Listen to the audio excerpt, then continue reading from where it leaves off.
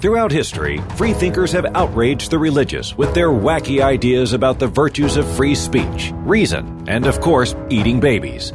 Now, God is dying, and it's time to dispose of his remains. From the pits of hell, Satan sends two puppets of the imperialist West and the Zionist Jews against God, Islam, and tiny kittens to bring you their propaganda and conspire for a new world order.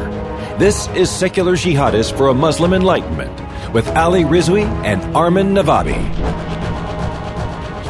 Welcome, everybody, to another episode of Secular Jihadists for a Muslim Enlightenment. And today is a big day. We've had guests that I've been wanting to get on the podcast for a very long time, and we've just had we finally have him, and it's Hassan Radwan. Hassan Radwan is, in my view and the view of a lot of the ex-Muslim community, he's a living legend, and he's a veteran in ex-Muslim circles. He began his journey many years ago. He actually made some really incredible videos for the Council of Ex-Muslims of Britain. That's Maryam Namazi's organization, as early as 2007 when the organization began. But he's been active since well before then. And today, as somebody who's watched this scene unfold over more than a decade, we're going to talk about his experience, what he's seen. We're also going to talk about something he's talked about, being an agnostic Muslim. I've titled my book The Atheist Muslim, so I think we'll have a lot to talk about there. That's going to be fun too. So just lots of insights. Anyway, I'm going to shut up now. Can I also give us just a small context? Yes, please do. For the reason why this is such a big deal to us is because Hassan here, and along with only I think two other people, Maryam Namazi and Ibn Warraq, they are like the founding fathers and mothers of the ex-Muslim movement. Like they've started doing what we're doing way before us, way before secular jihadists, way before ex-Muslims of North America or Mimsy or We Do Wiz or Apostate Prophet or the Masked Arab, way before us. Like they made our job a lot easier because they started all of this when it wasn't easy to do stuff like this. So they basically, even though it's still not normalized, they made it a little bit easier for us to follow their path. So I think we've made a lot of progress. Yeah. Hassan, welcome to the podcast, and thank you very much for honoring us with your presence here. Assalamu alaikum wa rahmatullahi wa barakatuh. Wa maghfiratuhu. Wa alaikum assalam, and etc. So I wanted to. So let's just start right from the beginning. You began this a very long time ago when Maryam Namazi founded the Council of Ex-Muslims of Britain. Is I think when many people who've heard of you back then, who followed this. And some of them have seen your videos. There are a lot of ex-Muslims I meet who want to actually revive those because, they think a lot of people may have missed them because they're absolutely invaluable. A lot of the material that you created back then. And we're going to try to do that as well. But how did your journey start? How did you end up meeting Maryam Namazi? And just give us the history of it. Okay. Well, I was a Muslim for almost 50 years and practicing Muslim and very devout, and I worked at Islamic school. But in the latter years, I began to have a lot of questions, and I think I took a journey that many Muslims who leave Islam eventually take. First of all, I started coming up with all these apologetics for things like, hitting the wife and so on, and then I started having a more kind of a Sufi or esoterical approach. And the questions kind of just built up. And I remember going back looking on the internet and visiting this site called Faith Freedom. Right. In fact, in fact, I used to be on a website called Ummah.com. Have you heard of Ummah.com? And no. I was a Muslim then, and it was a Muslim website, and I had a lot of friends who were on that website.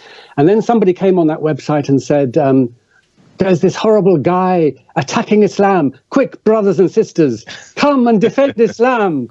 And it was actually one of the guys undercover trying to get people to go onto his site. So, but I took the bait. I took the bait, and And I went on this site, and they were saying, actually, that site, some of the things were really awful. I mean, they were, saying things like nuke Mecca and put all Muslims into re-education camps, and a good Muslim is not a good human being. And some things were really, pretty awful. So I did my best as an educated, enlightened Muslim to say, no, this is not fair. You shouldn't be judging Islam, blah, blah, blah. And I got a lot of what I call slaps in the face. I actually conversed with Ali Sinha over a private message, and we chatted, and there were lots of questions which he raised, even though he was very harsh, and some of the things they said were quite brutal and xenophobic. But there were some things that really struck me, and I thought to myself, I just want to be really honest about this. I want to be absolutely, because I believe Islam is true. I've got nothing to hide. I'll be absolutely honest. And it ended up with me with questions that I couldn't answer. I just couldn't rationalize. I couldn't reconcile. And so the more and more I looked at it, the more doubts came. And it was around 2006, 2007. I was still teaching at Islamia school in 2006, but I left midway through 2006 because my doubts had just built up too much. I couldn't maintain it anymore. And so I think I kind of lost my faith around the beginning of 2007. And then I saw Mariam Namazi on British television, and she was announcing the Council of Ex-Muslims. And I thought, oh my God, there's no such thing as ex-Muslims. You can't leave Islam. This is unheard of. But it gave me courage because I thought I was the only one. I had met a Moroccan girl on Faith Freedom at that time, Nadia, and I actually phoned up Mariam. This is mid-2007. I said, Mariam, I saw you on television. You're amazing. I'm an ex-Muslim as well. I want to join you. I want to support you. And I said to her, it's very good that you're going public, but a lot of ex-Muslims can't go public. What we need is an internet site, a website. And she said, fine, go ahead and set up the Council of Ex-Muslims website. And so me and Nadia set that website up back in 2007. Oh, so you set up the CEMB website, right? Yeah. Yeah. And no, I remember when this started out around the same time, around 2007, 2008. And that's on the time I was beginning to write as well. And when I saw that was the one place where people who were anonymous, as you anticipated correctly, people were just loads of people just came in. They started having conversations, and I met so many friends through that.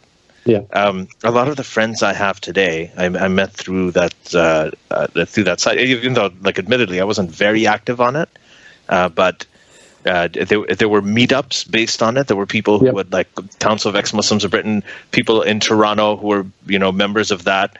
The website, they would have little meetups, and then I would find out about it, and then I'd go, and I made some really good friends that way. And I think that that probably happened in every city. Every major city. It just exploded. As I say, I didn't think that. I thought I was alone. I didn't think there were any other ex-Muslims. And then all of a sudden, within a year, I think we got 3,000 members. Yeah. And we had people telling their experiences, and they were all very similar experiences. And suddenly you feel, oh my God, it's like an iceberg. And there's a huge well of people out there who are just thinking the same thoughts that you're thinking, having the same doubts that you're having the same questions, and it did a lot of good. I think the ex-Muslim movement has moved on now, which is great, because that was the anonymous part of it. But now they're all on Facebook, they're all on YouTube, right. They're all showing their faces, they're writing articles, they're on television, and it just exploded from there. But back in those days, everyone was anonymous and everyone was afraid. So I think it's going to grow exponentially, because all those ex-Muslims that you experienced became ex-Muslims just by, either doubting themselves or meeting just a few people online that were questioning Islam. But now that we're seeing ex-Muslims more publicly out, and also thanks to people like Rahaf being shown on mainstream media, I think the number of people that are going to consider leaving Islam is going to be exponentially higher compared to back then. I mean, the numbers were huge given how low of number of people knew about even the option of leaving Islam. So I can't imagine how those numbers is going to look like. More and more people see that some people are actually leaving Islam. It's going to be incredibly higher. I remember having a conversation with Mariam, and I was saying that a lot of the ex-Muslims don't want to come out. But she actually said to me, it's very important that we be public, we be seen, because breaking the taboo on leaving Islam, is never going to break unless we actually come out and show ourselves. And I made a decision back then. I said, okay, well, I know a lot of people are afraid. I know they're in danger. Many are living at home with their families. But I'm in a lucky position that, I come from a fairly liberal Muslim community, and I'm older. I've already got my job and my living and so on. I can risk myself. There's lots of people in Muslim countries that can't risk themselves. And so I started making videos, and that was an amazing experience, because then I just got loads of people just telling me, oh my God, Hassan, you're just speaking my mind. You're saying the things that I can't say. I'm so thankful for you. And that was what spurred me on and kept me going. I actually got a lot of abuse as well. I got a lot of hate. I got people saying, I'm going to find you and I'm going to rape your daughter and blah, blah, blah, blah, blah, blah. And but the amount of messages I got from people saying, you're speaking for me and thank you so much, and telling me their stories, and some of them were really heartbreaking. That's such a common threat, isn't it? Always with finding somebody you love, a female member that you love, and raping that person. It's the most common. Always. Actually, I wanted to, because I actually saw your podcast with my daughter, and it really hurts me because that's my daughter, and you instinctively want to protect her. And she gets so much vile, abusive, filthy, dirty comments, vicious. I've never seen such vicious comments. And my son-in-law, Walid, doesn't get the same. He doesn't. But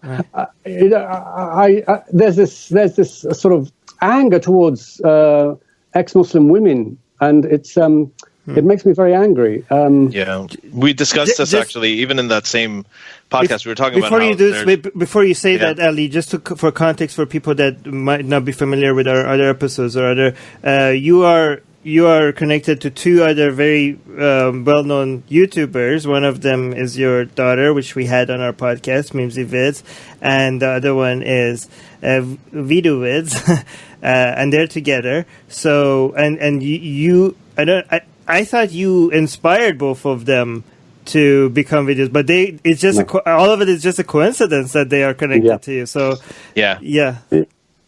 I mean, it's not a coincidence that connected. I mean, she's my daughter and everything, but obviously, if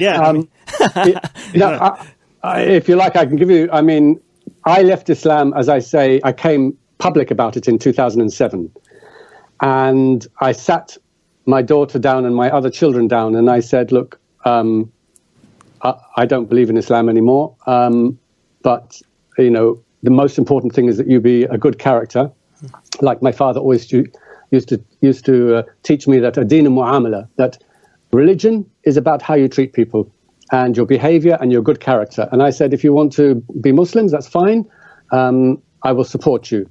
But the most important thing I want for you to be is a loving, empathetic, a good person. And I want you to do well in your life and so on. And I will 100% always love you and always support you. And you make your own decisions. I had actually brought up my children up until the teenage age. And Marwa had gone off to university, and she had gone off and she had met Walid.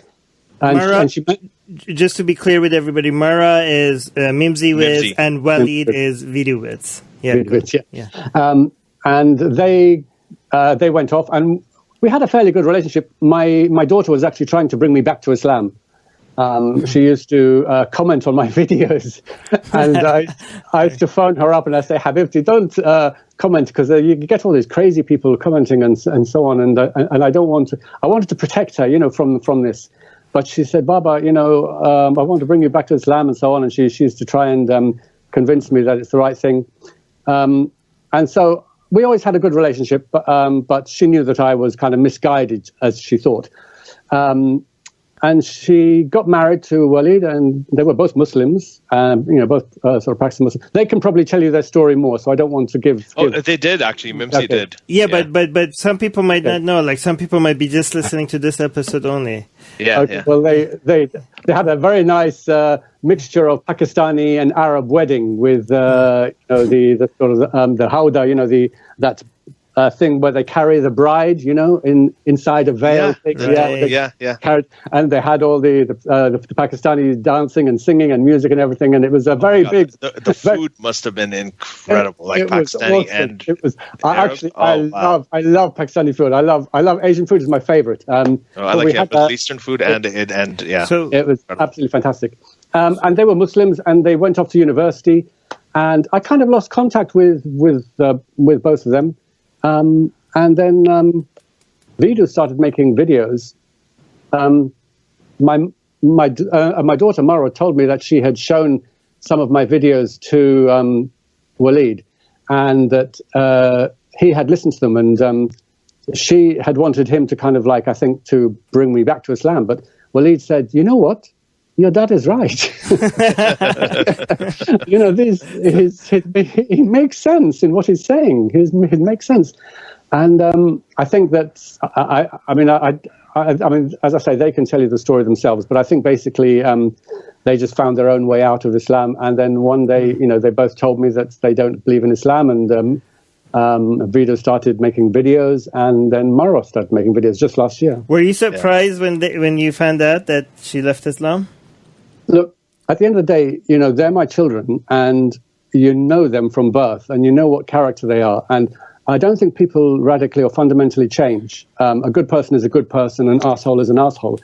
And I knew that they are lovely people. I knew that Walid is a lovely guy. I knew that I know my daughter in and out. I know she's a fantastic person. And to be honest with you, I wouldn't have cared whether she called herself Muslim, Hindu, atheist, or whatever, because it's her character, her person that I know is a good person.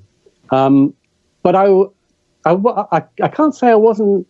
Yes, I was a little bit surprised, because she had kind of been quite doggedly holding on to Islam, even though she had transitioned into a more kind of a liberal Sufi type of Islam. But I'm very proud of her, actually, because I think it took a lot of courage and a lot of. She did it all on her own. She thought of both of them did their own research, and they came to their own decision. And as I always said, whatever your decision is, I will support you 100%.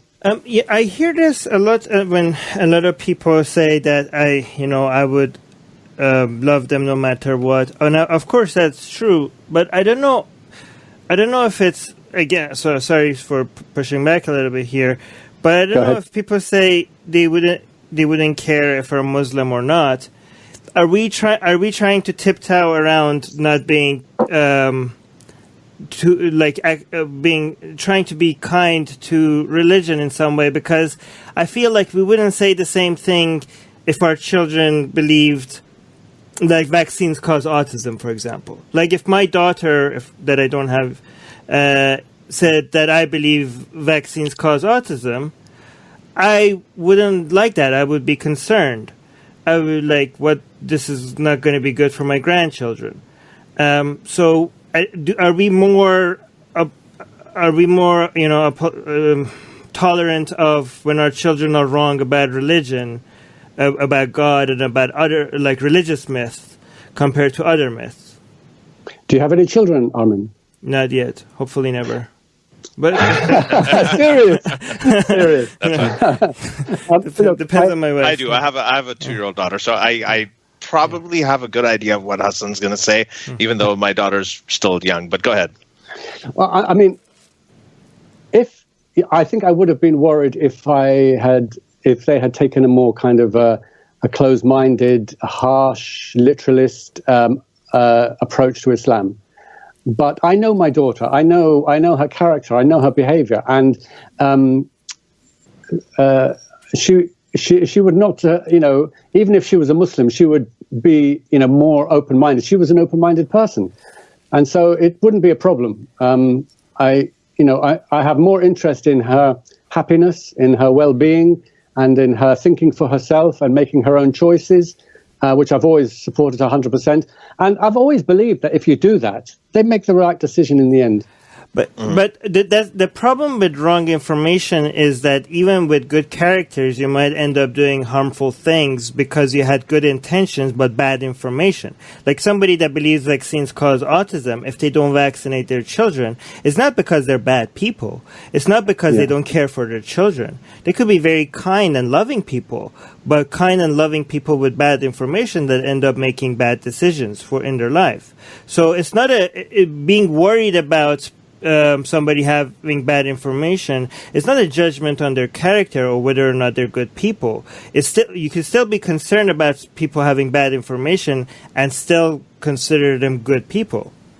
Oh yes, no, I agree, and I'm not saying that I wouldn't do anything if they held views which I thought were particularly dangerous or harmful,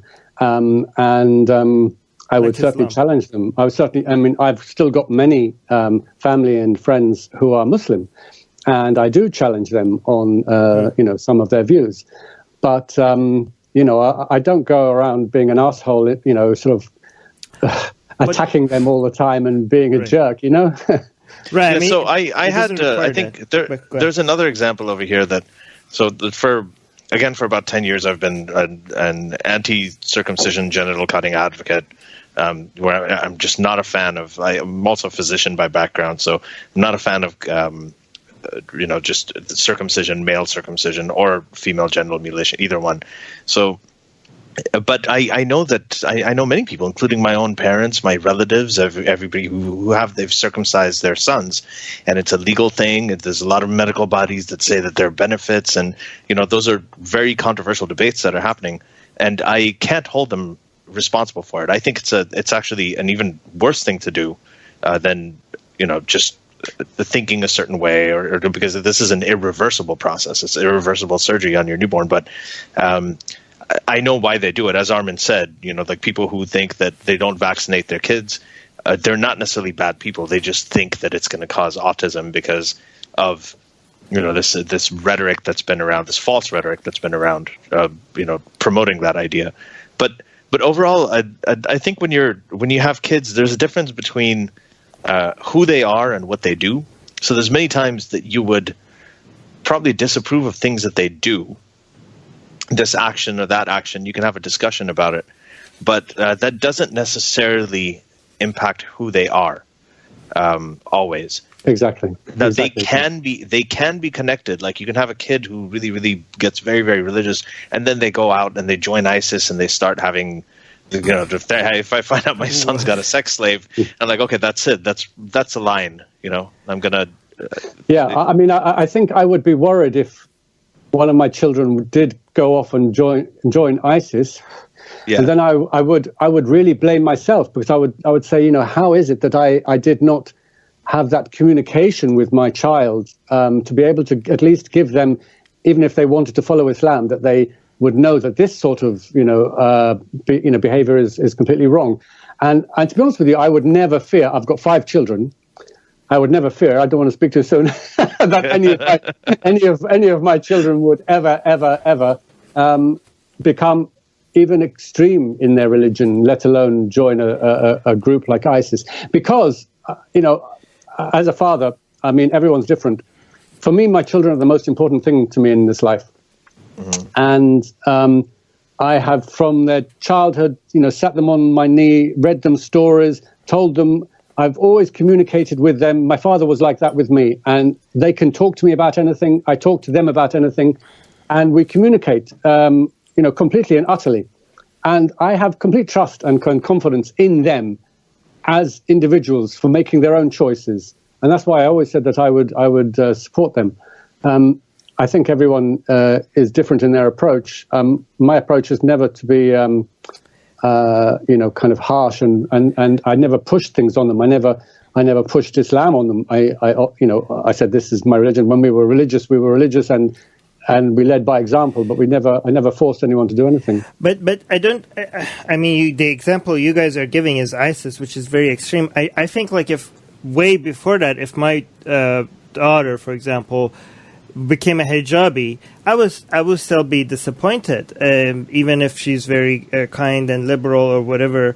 I would still be disappointed, but I don't think that disappointment doesn't mean that I wouldn't love her, that I wouldn't support her, and I don't think that being disappointed or questioning some decisions or views means that you're forcing or pushing an idea on somebody. Yeah, that's exactly what we're saying. Yeah, no, absolutely. I mean, be honest. And that's exactly what I say. Be absolutely honest, right? And communicate. What you feel about things, right? And they know that you're coming from a good place. Mm-hmm. Good. Yeah. So one thing, there are a couple of things that you mentioned. You mentioned the Ali Sinna site, which is Faith Freedom, and Ali Sinna, for those who don't know, is a very sort of very in-your-face kind of aggressive ex-Muslim who had a lot of the very, very intense kinds of views against Islam and Muslims. On the other hand, you also mentioned Sufism, how you kind of went through a stage where you became a Sufi. And those two things are the sort of extreme right anti-Muslim bigotry is something we disparage a lot here. And we also sort of disparage Sufism just because it's false. But I have to admit, especially hearing what you said and what other people have told me, that these two places, when people are exposed to, even though they're completely different, when they're exposed to them, that somehow is a sort of transition to. No, I disagree. Ex-Muslim. Yeah, I knew that you would disagree, but I've noticed that almost every ex-Muslim I know, almost all of them, they say, well, I was really religious when I was younger, and then I went through a Sufi phase, and then I became ex-Muslim. Right? So there's a weird kind of, it's almost like a gateway drug to it. And then there are other people who tell me that, like, I went to this extreme site, I saw, Ali Sinna, I saw somebody else, and they were very, very aggressive. It was, as you said, slap in the face. And then that exposed me to other people who were involved in this, where, I chose sort of more reasoned approach to it. So what do you think about that? Okay, can I just first of all correct one thing? I never actually became a Sufi. I was always just a general, sort of Muslim. Towards the end, I was very attracted by many Sufi ideas. I loved Ibn Arabi, I loved Rumi, I loved a lot of the esoteric ideas, but I was never actually a Sufi, and I was actually quite put off by Sufism when I attended Sheikh Nazim Sufi lectures in London. And by the way, I am not defending Sufism at all. Yeah, I am not a fan necessarily. I mean, this particular tariqah, because there are lots of different tariqahs, and there's lots of different forms of Sufism. I don't want to paint them all with one brush, but this particular tariqah was a cult. It was a cult of personality. They kissed his hand, they kissed his feet. This guy, I remember I wanted to ask him questions because he was saying that he had been told that the Mahdi had come and he was in Saudi Arabia. But he wasn't going public just yet. And he had made this pronouncement. And I followed him up the stairs, and I was asking him, how did you know? And he said, my sheikh told me. And I said, but your sheikh who is dead? He said, yes, my sheikh told me, don't say he is dead, he said to me. Don't say he's dead. He told me from his grave. And so I was asking him all these questions. And the more I was being critical and asking him, his followers were pushing me down the stairs. They nearly broke my neck. And it was like, oh my God, this is just a cult. This is just they're sort of fawning on this guy who is coming up with all this nonsense about his getting messages from some dead sheikh, and and I was really put off. The Quran, verse 2154 and 3169 both say that do not call those who die in the way of Allah dead. They're alive, receiving provision. So that really makes a big. It has a big impact on the death count in jihadi wars. Sufism is batshit crazy. Like, it's absolutely ridiculous, the views that they have. But a lot of this whole idea that it's a transition, I think, is ridiculous, because the people that I think that become try Sufism and become ex-Muslim, they were just exploring because they're looking for the truth. and they realize as soon as they try with it a little bit, they're like, okay, this is also batshit crazy. They weren't transitioning it; they were just investigating. In fact, Sufism, I think, it's a huge problem because it's a trap. It's a trap for people that are not looking for the truth, but are just uncomfortable with the bad teachings of Islam. But instead of looking at things looking for evidence, they're just trying to land somewhere that is more comfortable for them without having to think about it. And Sufism just provides that trap for them to stay there instead of actually leaving Islam. I think I agree with you. I absolutely. I think you're right because you're right that when it's sort of the last thing hanging, and we're not talking about the people who go through Sufism and just stay there. We're only talking about the people who become ex-Muslims. So yes, it is kind of a trap. And I think you're right. I think people who are already on that path to something that is more reasoned, Sufism is like the last thing that they spend some time in before they reject it too, maybe. I agree and I disagree. Okay, good. Okay. I agree that a lot of the people who turn to Sufism are not really interested in Sufism as such. They're interested in the apologetics that it provides, that it means that they don't have to take things so literally. It gives them a way of batting away a lot of the difficult questions of Islam, which they are faced with. And when they're faced with this cognitive bias, they find that saying, "Oh, it's a metaphor," or giving some esoterical interpretation is a way of ameliorating the harshness of Islam. So, yes, I think they use that as an escape. But I think it's unfair to put all of Sufism into one box. I think there are many, many forms of Sufism, just as there are many Islams. Mm-hmm. I don't think there's one single homogeneous entity called Sufism or one homogeneous entity called Islam. There are many different practices, and they are sincerely believed by a lot of people. So there are a lot of people who will reject many of the what we would consider as some core or fundamental beliefs, but they sincerely reject them, and they've got their excuses.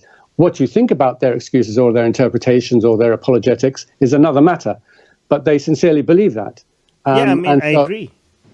Mm-hmm. Yeah, so I just don't want to put Sufism all into one box. But, I think. It's not. It doesn't fit in one box, but all those boxes are nonsense. That's what I mean.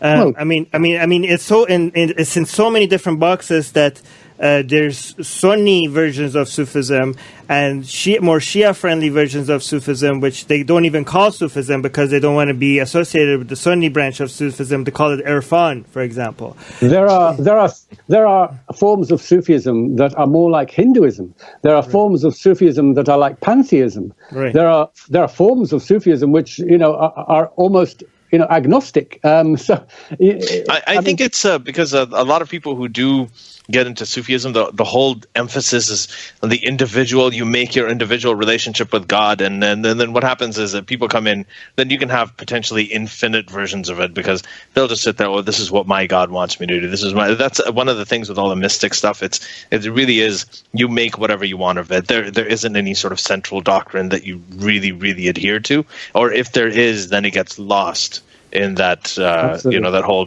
sort of thing of individuality. My biggest gripe with Sufism is that it invariably turns into a cult in practice. It does, yeah. All the Sufi groups that I know have their sheikh, have their leader, and they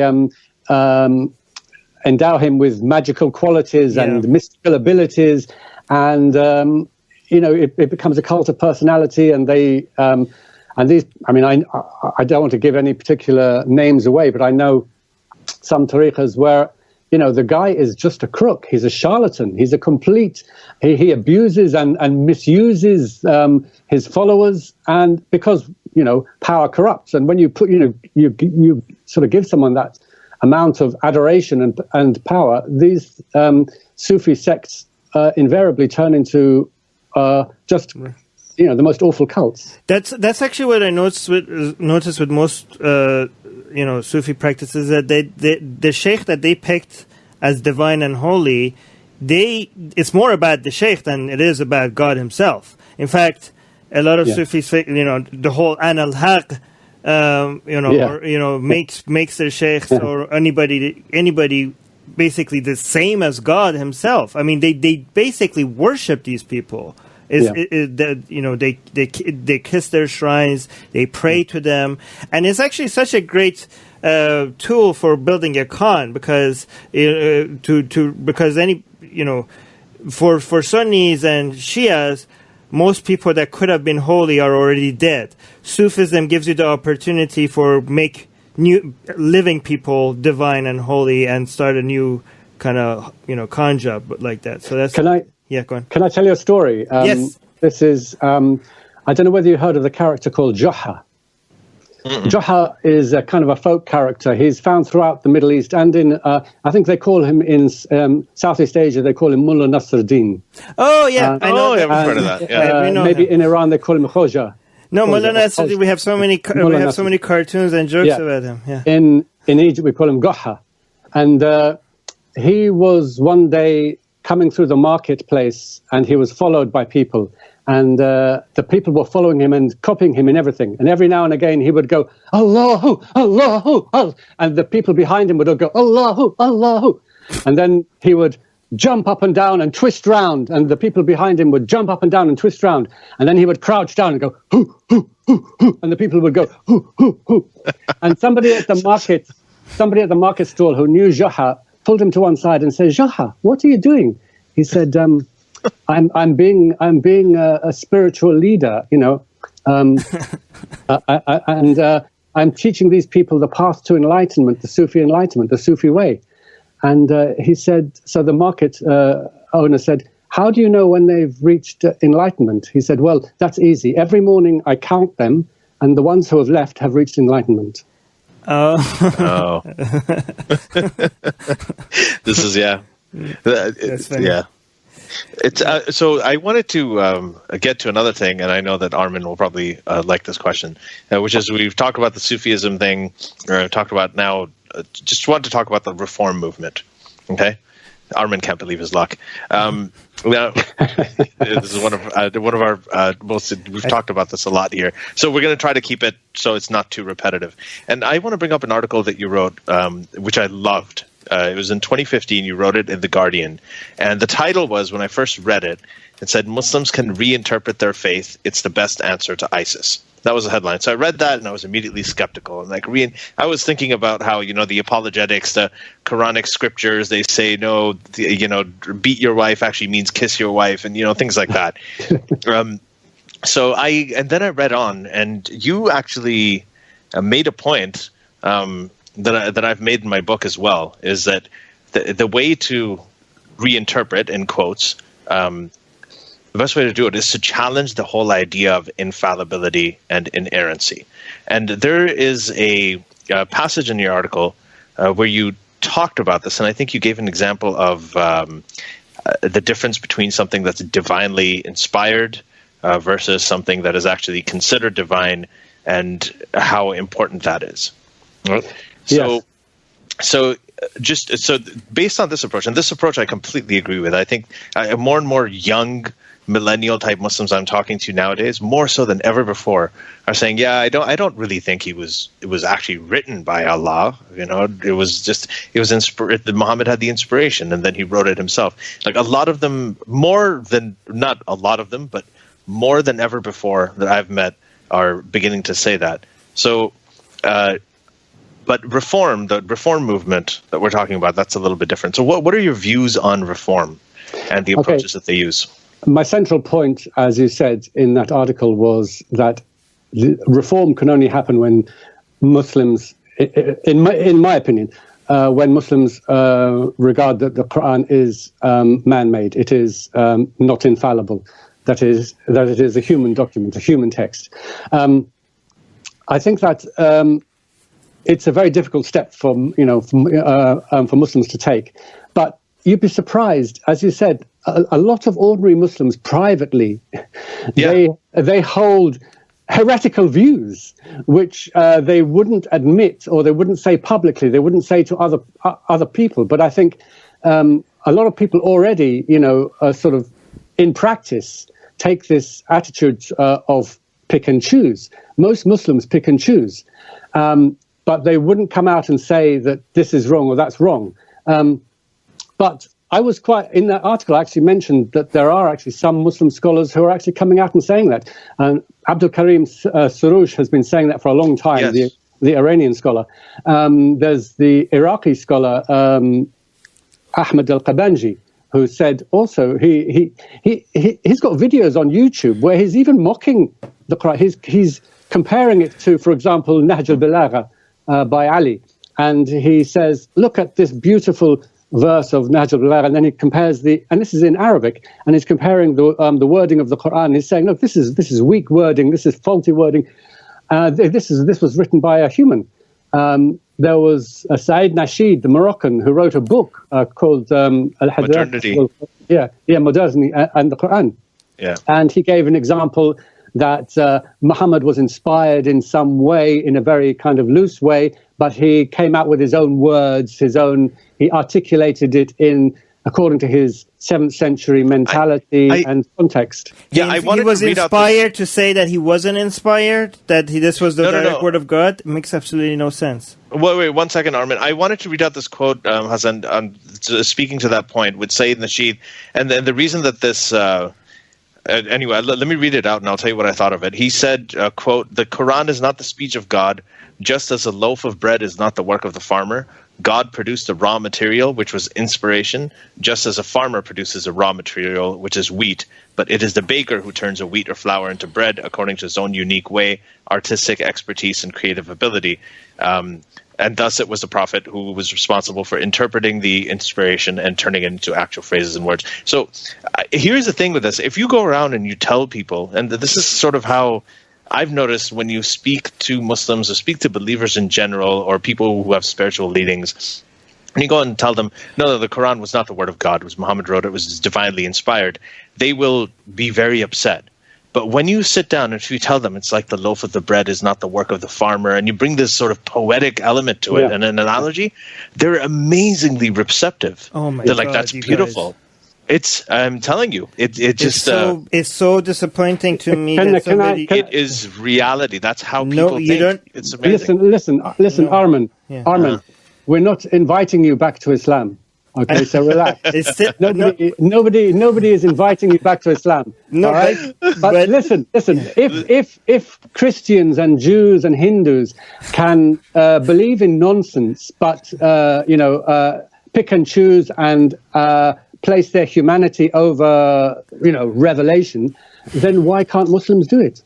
I didn't say they can't. I just think that we're missing what's happening here. When people are picking and choosing, it has nothing to do with the text. It's because they themselves are better than the text. It has nothing to do with the text themselves. And for us to endorse using those horrible texts, whether it's the Bible or whether it's the Quran, as a guide to life, I think it's a shame for people that know that this shouldn't be a guide to life to endorse that, because when Muslims or Christians are picking and choosing, it's not because of the book that they are good people. They already picked those better values because of their own humanity or because of better competing ideas around them.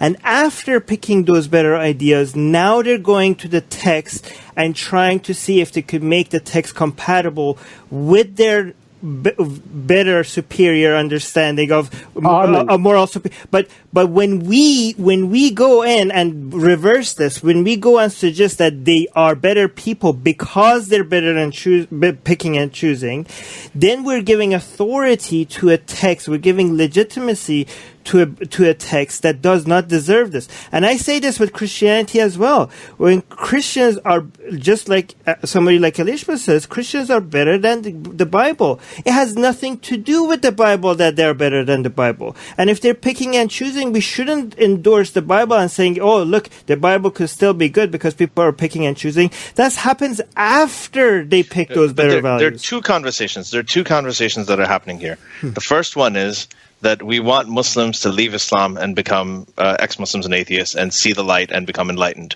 That's one conversation. So for that conversation, Armin, what you're saying absolutely applies.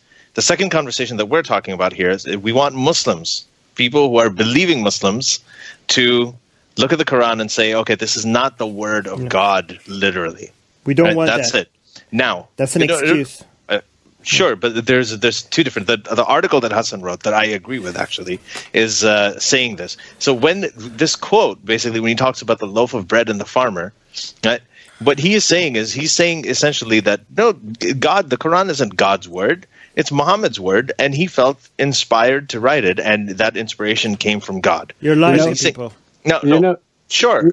No. He's not lying to people because the people who are the guy who says this actually believes this. But you're endorsing a lie. I'm not endorsing it. I am saying that I think this is a good way for him to get other people. That's what I meant. A good way. A lie is a good way. No. Shh, listen to me. Okay. I'm saying he is not lying. He's coming out. I'm saying I will say every step of the way that I totally disagree with this. I don't even think that it was inspired, whatever. But I think Muhammad wrote the Quran. Maybe he felt like he was being inspired by God. I'm pretty sure Muhammad did. But I don't believe that that's the truth. But I think this is a great way for people to look at this stuff and then to learn not to take it literally and to be exposed to people like Hassan and Armin and me and then move on. I think it's a good way to get them in the room. So, Hassan. You would get them in the room more with that lie. But go on, Hassan. Okay. Hassan, go ahead. Oh, God, I've forgotten what I was going to say now. I'm sorry. I have a notepad. That's why I have a notepad. No, I remember. Yeah. Look, I'm concerned about people who want to go and behead non-Muslims. I'm concerned about people who, want to who take divine guidance to hit their wife. I'm concerned about people who want to execute somebody for leaving Islam. I'm concerned about all those things. If Muslims were able to apply their humanity and to pick and choose, even though I think it's nonsense, I'm not going to be, it's not going to bother me anymore. I'm quite happy to campaign, to go down in the street and to hold banners and make videos against things which are harmful. But I'm not going to go around telling Christians not to, believe nonsense, or Hindus not to believe nonsense, or Muslims. As long as it's, if somebody wants to have a private conversation with me or with my friends, I can talk about those things. But they concern me less than the vital issue, which is actually getting Muslims to use their humanity over revelation. So, see the example. But what about using the wait? I need to respond. Reason over revelation. Okay, so the example I give to people is that imagine if there was people believe that there was a tiny hippo living in everyone's butthole. Okay, a tiny little hippo. And this is the example I give. It's just my vision, the visual thing, like the vision that he creates. But then some people think that these tiny hippo in their butthole speaks to them. And you have to follow them, follow the teachings of this hippo in their butthole. And some of them think that this hippo teaches them peaceful things, teaches you to do good things, teaches you to be kind to people. And some people think, no, this hippo is telling them to go kill the people that don't believe in the tiny hippo in your butthole. But now you say, let's support the people that think that the hippo is teaching you good things. But I think if you have lost people to the point where actually they believe in tiny hippos in their butthole, I don't think there's any reasonable argument that you could make to them. Like, what arguments are you going to make to people that believe in a tiny hippo in the butthole? That's not the argument. No, he's not saying. No, I'm just saying. No, you're not. You see, you're not letting me finish. I'm just saying that the filter, if the filter that we introduce to people is the critical thinking skills, right? If you remove that filter, then you don't really have that much control over where people go. The reason why most people are kind, even without the critical thinking skills, is because that's part of their nature. Most people are sympathetic. Most people want to be good people. It's not because you convince them of it. The convincing part comes with the critical thinking skills. That's if you pass that barrier, you have already lost them. There's nothing you could do. But that's actually, I 100% agree with that, Armin. But the question here isn't that people are listening to the tiny hippo in the butthole and saying that's right.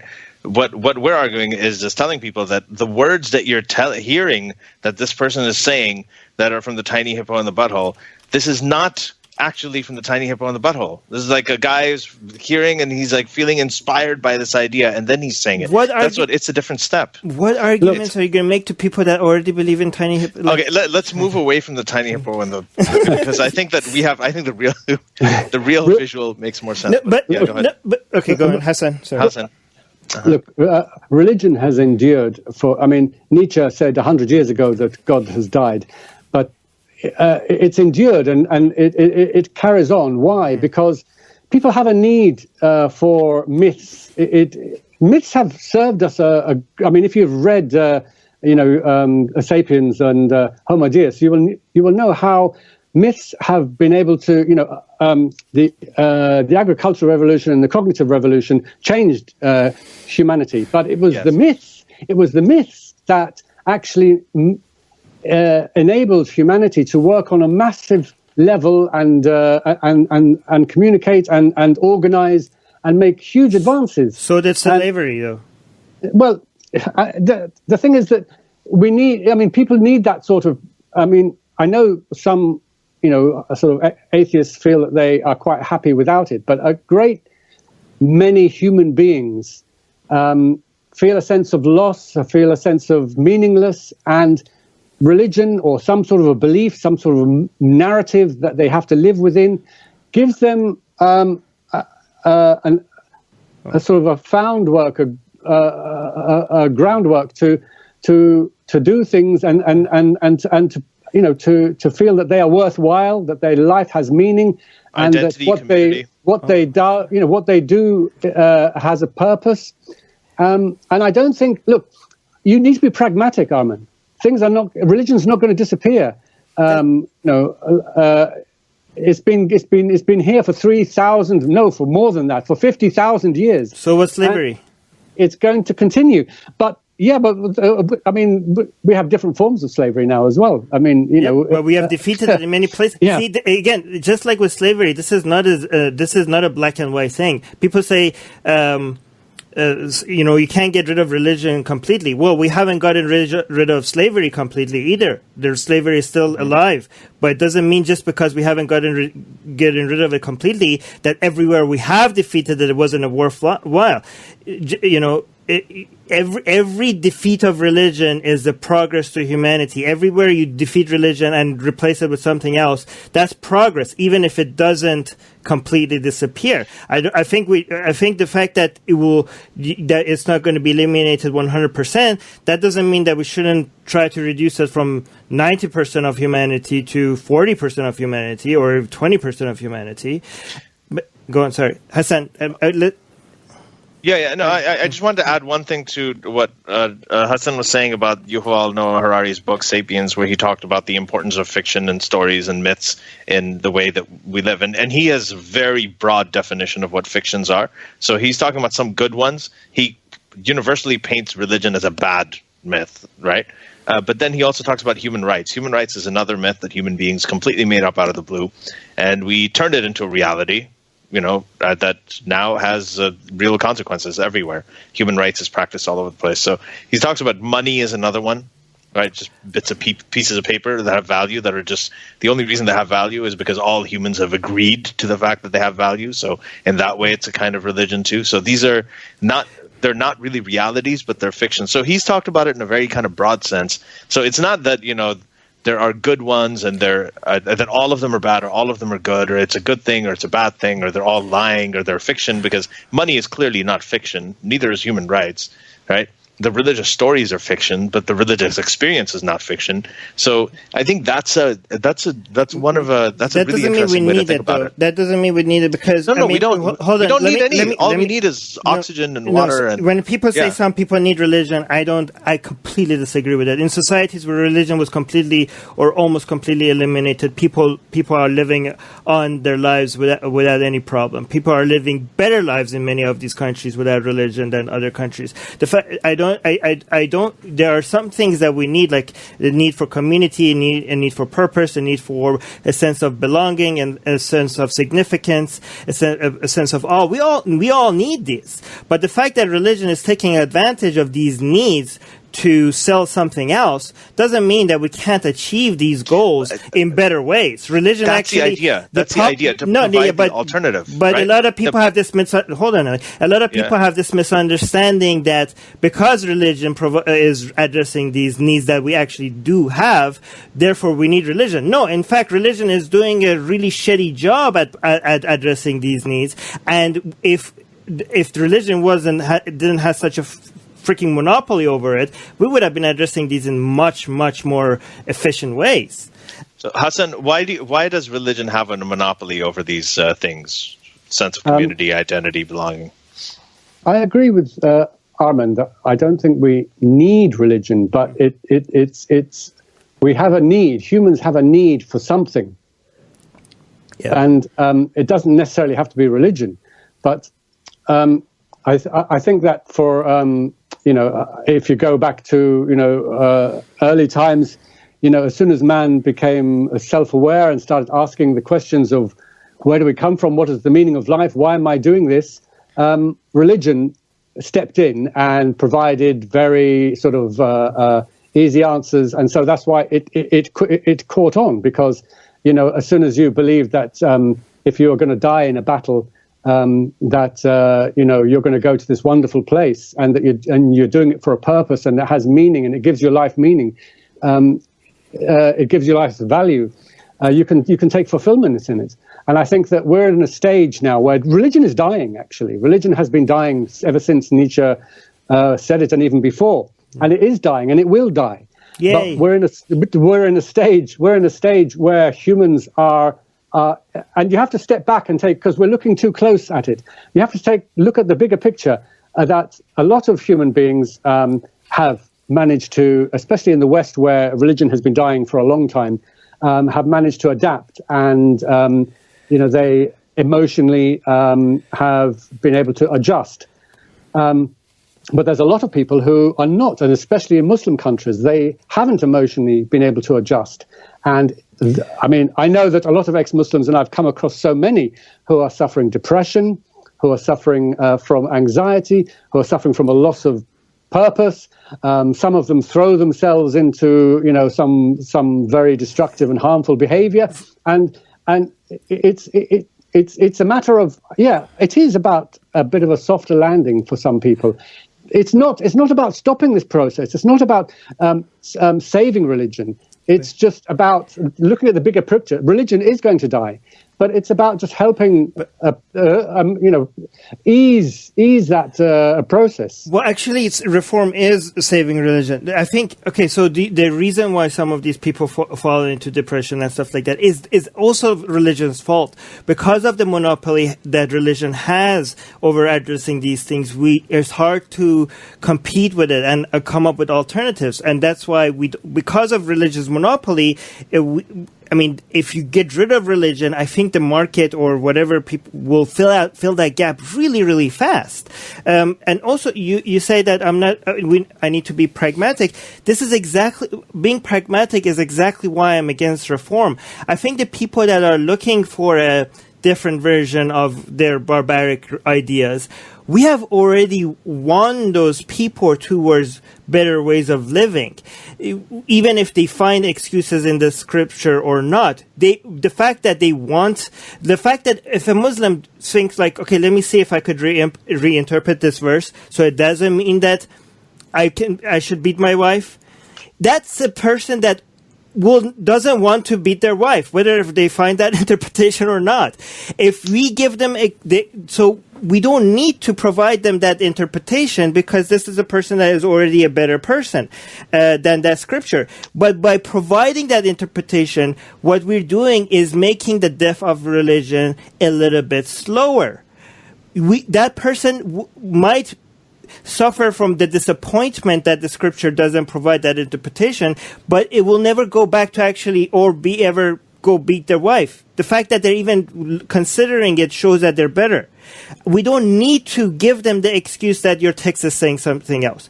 We need to tell them, like, no, this text actually is in contradiction with your ideas, no matter how the way you look at it, and that will make the death a lot faster. We don't need to excuse these texts. We don't need to come up with. I don't think there's one way, Armin. Right. People are different. People are different, and some people need stepping stones. Some people need little steps, and actually, some people, when they're faced with such horrendous cognitive dissonance, it can push them the other way. I mean, I think that a lot of, for example, ISIS supporters, people who went out to Syria to fight, were people who were faced with this horrendous kind of cognitive dissonance, and they were torn emotionally and psychologically apart. And whereas if they had not been given this stark, either all or nothing, you either believe in all of this harsh thing, or there's this modern humanistic liberal society, which you could go to hell. The very idea of hell is such a it puts its roots so deep down into people. I just think that from a therapeutic perspective, sometimes you need to deal with people in a more easy way. I agree with little steps. I just think I want intellectually honest little steps, not lying steps. Because if you get nobody's lying. I mean, if we tell people that maybe your text means something else, we're giving authority to a text that is neither divine or inspired by divinity. I think if we say that, yes. Yeah, but even if we endorse people that say that, we're encouraging a lie. What I'm saying, if we need little steps, we could just give doubt to people. Like, I'm saying, if a fundamentalist religious person, if they go to 100% believing in Islam and this is the word of God, to being introduced to the fact that there's a small, tiny chance that this all could be bullshit. 1% chance, 0.5% chance. That's the seed of doubt that we need. That's the tiny step that we need. And encouraging. Isn't that a lie too? If you're saying it's 0.51%? No, because we are telling them that we think this is false from their 100%. Point of view. Yeah, but when we say, like, just consider, when we encourage them to just consider that this could all be wrong, that's it. One, intellectually honest. Two, it's a baby step already. It's not full out atheism. I think we're saying the same thing in a sense. No, I'll tell you why. First of all, I completely agree with you. I think that's right. We should be telling people the truth, and that's what we do. That's what I do. That's what you do. But what we're talking about in terms, and by the way, I agree with you on the reform thing. I don't like the idea, as I said, that reinterpreting scripture to say it means this when it actually means that. I don't think that's a useful approach. We've said that millions of times here. Even the picking and choosing, I don't even endorse that. But the reason for the picking and choosing. So if I go up to someone, I'm not going up to somebody and saying, hey, you're right. The Quran is not infallible. It's actually divinely inspired. I'm not saying that, right? I'm asking them to consider the possibility, and it could be. There's a chance. Like, why don't you consider the possibility that this is not the word of God? Okay. Now, I don't think it's what I said in that article. I mean, what I was suggesting in that article was that when I said inspired, you immediately thought inspired by God. No, whatever God is, he's silent in all of this. Inspired in a very loose and human and fallible sense, in the same way that I'm inspired when I listen to Shine On You Crazy Diamond by Pink Floyd. The same way that I'm inspired to run a marathon, or somebody is inspired to build a bridge, or it's a very human and fallible type of inspiration that people are inspired. I mean, look how many. People have been inspired throughout the ages to do things, and they think that this inspiration has come from some supernatural source, but it's in fact it's from their own mind. It's from nature. It's from the universe. It's human and it's fallible. It's not God speaking to man. It's man speaking for God. But let me respond to what Hassan's saying, because if you just say inspired and you're not saying inspired by God, but that doesn't really mean much, because Hitler was inspired, Stalin was inspired, Mao was inspired by something. But that's fine, because then what I'm not saying what he's saying is fine. What I'm saying is that once you take away God said it, then you level the playing field. But what are you saying, really? That's exactly. You're taking away God said it. That's the important You're taking away God said it, and you're leveling the playing field, and so that good ideas and bad ideas can battle it out on an even keel. But so that somebody can say I'm inspired X, and somebody say I'm inspired Y. Well, Y is a better idea, and it will defeat X. But if you're saying inspired but not by God, then if that word inspired is so broad that, well, I mean, what is not inspired? But it is true. Hold on, like you're saying, Ali, it's let me Hitler was inspired. Hold on, let me make my point. Okay, I didn't interrupt you, Ali. I've been very good today at not interrupting people. Actually, you have. I have to say that. So I've been taking feedback from our patrons, by the way. Thank you. So they tell me I interrupt people a lot, but. But I mean, the word inspired, but that inspired by. I'm not going to interrupt you again. You just did. Anyway, go ahead. You can go. Okay. When you say inspired and you don't say inspired by God, that's such a broad thing that everything is inspired. And if you actually mean not by God, then that's not really reform. That's the ex-Muslim movement, because we think Muhammad was not inspired by God. That's the movement that I'm actually in favor of instead of the reform movement. In opposition, actually, a lot of people say, "Oh, they could work together." No, I think the ex-Muslim movement is in opposition to the reform movement. Hassan, let our guest speak a little. Well, I didn't really have much comeback to that. I mean, basically, that's okay for them to say that. It may still give them that. What they want is they want that community, they want their family, they want to be able to pray, they want that solace, they want that meaning. If you actually give them that saying, that if they actually take that step, okay, so they may be technically ex-Muslims. That's fine, but they still have that comfort. They still have that that which may not be your need, but for a lot of people, they find it gives them a framework, a narrative, to live within. And I'm not saying that this is forever. This is a stepping stone. What I'm saying is that. We're looking at just a generation. Look, I'm an old generation that was Muslim for 50 years. Look at Marwa and Walid, and their children will be different, and their children will be different. I'm talking a temporary, a temporary stepping stone, if you like, just to ease their. Right. I mean, that's okay. I mean, okay. I know an ex-Muslim. I wonder what you think about this, Hassan. I know an ex-Muslim that ex-Muslim, like not a Muslim in the middle, somebody that says there is no God, I'm an atheist, but for the purpose of meditation, because he's familiar with it, he uses the Islamic prayer, and he actually does it in different times than he used to, and he prays towards a different direction because of what's significant to him. But he just does the Islamic prayer because it just makes him feel comfortable. And I remember my mom, before she died, when she was suffering a lot of pain for her cancer, she was an atheist at that time. She was an ex-Muslim atheist before she died, but she was listening to the adhan, the call to prayer, to calm her pain down. And to me, you don't have to stop doing things that makes you feel good because you lack belief. But the important thing is the lack of belief and to announce the lack of belief, because these, I enjoy Islamic art and Islamic history. We could for that stepping stone, what we could introduce to people is that if you could still be a cultural Christian, you could still go to church if you just enjoy the architecture. You don't need to believe those things. You don't need to believe in fairy tales to do the things that you enjoy doing. It's the belief in nonsense part that is the problem, not the practices that makes you feel comfortable. Oh, I think a lot of people don't believe those things, but they get comfort from it. But they don't want, as I say, a lot of Muslims just pay lip service to many of the orthodox and classical beliefs, but privately, they have very heretical beliefs, but they find comfort in those things. And what I'm saying is that there can be a way to provide a stepping stone where they can still have that comfort. You're right. But they don't have to, come out. My claim is that stepping stone does not require belief in nonsense. That's all I'm saying.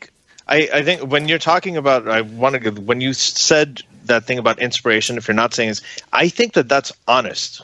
I actually think that I don't think you're lying to anybody. If you're saying that Muhammad was inspired, there's no doubt he did everything that he did, right, without any kind of inspiration.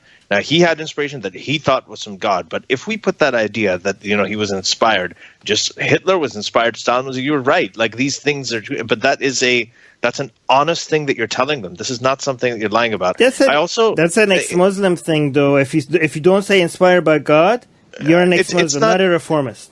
Sure. It's you know, whatever you say. If you just say there was some kind of inspiration, right? Yeah. Then as long as you're endorsing the ex-Muslim movement and not the reform movement, I'm okay with that. We are in the this is the podcast. We all endorse the ex-Muslim movement. Right. However, in opposition to the reform. I also wanted to sort of bring up that Harari quote. He said he actually didn't say that God is dying. He said God is dead. We just haven't been able to dispose of the body yet. Yes. That is a Yuval Harari quote. Yeah. So. Yeah. So another thing that you said, and I think that this is important, and this is crazy because I wrote about this as well, is that when you have this idea that, you know, you have to accept the Quran or reject it, if you've been raised your whole life to look at the Quran and your parents have told you that this is a word of God, right?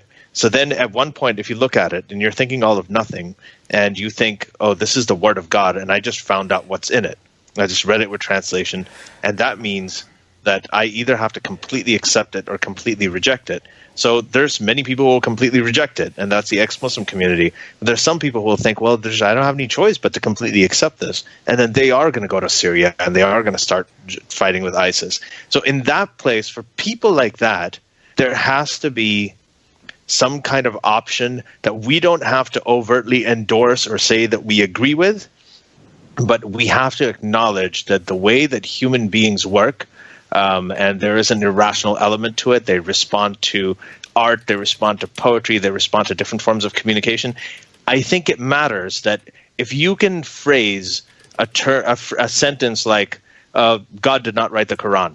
If you take that, which is very, very combative to these people, and you replace it with something like, oh, it's like the loaf of bread, you know, there's the raw thing, and then, you know, the example that Sayyid Nasheed gave. If you do that, I think that kind of the style of communication makes a big difference, and I think you can do it while simultaneously being honest, or at least authentic. Okay, so we disagree on that. I think. Anyway, one phrase. I think the loaf of bread statement is because people said it's not by God, and the loaf of bread is just a defense mechanism. And if you endorse the defense mechanism, it just slows us down. But go on. Sorry, Hassan. More of Hassan. More of Hassan. I don't really have much to add to this conversation. I mean, I just think there are different approaches that are useful. It doesn't have to be all one approach. Yeah, so but some of those approaches are wrong. Okay, we don't want to start going in circles, so I'm going to sort of moderate this a little bit. So let's move on to, and this is one of the topics that I wrote in here as the title, the Islam versus Muslims, ideology versus identity. Hassan, you have referred to yourself as an agnostic Muslim at times, right? I've read that, and I think that you have some really, really interesting ideas about it. One thing that Armin talked, and this is where I want to connect it, Armin was talking about how, religion has had this monopoly on people's need for belonging, need for purpose, need for meaning, identity, community, all of those things. And my response to that is I know why religion has had that. The religion was very ingenious in being able to spot those little loopholes and those little voids that in people's lives, and they knew how important they were. Demagogues respond to it very well. Like, Hitler actually did the same thing.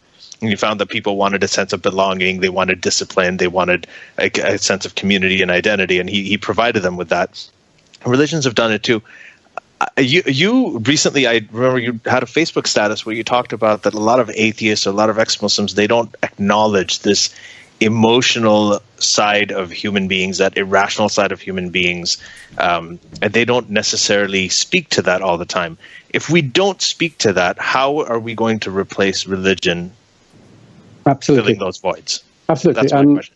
And I raise these points really because I'm talking about myself. I mean, I've struggled with this this side of identity and what is my identity now. I'm going to be 60 in May, and for half a century, I was a practicing Muslim. It was my whole life. It was my identity. It was my family. It was my meaning. It gave me fulfillment. It provided everything, in my psychology and so on. And since losing my faith, I'm an ex-Muslim from the moment I decided I don't believe in it anymore. But I've toyed with different labels, and I kind of don't bother with labels anymore. But I did use the label agnostic Muslim for a while. And it's because I still struggle with this, where am I? What am I? Who am I? I was born and brought up in England, but am I totally English? I still have many customs, and food habits and community friends and family who are within the Muslim community. I see that there's a lot of xenophobia and racism, and I want to defend the very nice, good, decent people that I know. And so, and even non-Muslims, as soon as they hear my name, they will lump me within that community. I don't have a chance to tell them, well, actually, I don't believe in Islam, they're not interested. And so there is this confusion of identity. And I personally, yes, I personally do believe in something. I don't know what it is. I mean, call it God if you want to, but I believe that there is something greater. I don't know. I'm agnostic. I don't know if there's anything, and I could be totally wrong. I admit, Armin, that it's just emotions and leftover from Islam, and that it's this sort of emotional attachment. I fully admit that, but I can't deny that it's there. And I went through a massive depression, to be honest with you, when I left Islam. I went through a really, really bad depression. And I don't mind admitting, because I've admitted it before, that I actually tried to commit suicide. Oh, my God. And I still have this little bit of an existential crisis where I kind of feel, well, there is no meaning, there is no point, there is nothing. I kind of like, it's become less acute now. It doesn't really bother me anymore so much, but it's still there. And I still struggle with my identity. Who am I? What I realize that, we have the modern humanist liberal narrative which can provide meaning and so on. I remember reading The God Delusion, or was it his program, The Root of All Evil, Richard Dawkins, and somebody asked him, well, what is your meaning of your life? What is your purpose? And he replied to him, well, I'm going to go and have a really good meal now at a nice restaurant. And I thought, that's a really shitty answer. That's kind of, it may be enough for him. That may be enough for a lot of atheists who have kind of like, have kind of emotionally adjusted. But it's not enough for me. I need something more, some greater meaning. Mm-hmm. And I think that there are a lot of other people like that too. Well, his standard answer generally has been that even though I think when he was saying that, it was probably just an example, but his whole idea is that you create meaning. Like good thing about this is you're free to create the meaning that you want in your life. So don't get me wrong. I admire Dawkins, and I remember that program came out around 2005 or something like that, and I was still a Muslim then, and all my family were watching it, and they were going, "This stupid, horrible man is a horrible atheist, is disgusting, and he's going to burn in hell," and so on. And I was keeping quiet, and I was thinking, he's spot on. He's absolutely right. I agree with him. Do you notice that that void is mostly with the void that people feel without religion is mostly with people that used to be religious and now they're not religious? I mean, yes. The fact that most people that are born without religion don't fill that void and manage to fill that void with other things shows to me that emptiness is also the fault of religion. And that's why I say it's a generational thing, Armin. That's why I say it's a generational thing. I'm not saying this stepping stone is what everyone wants. I'm saying there is a generation of Muslims who are leaving Islam now, right, and many more to come, who are I know they're going through the same thing because they've written to me. Right.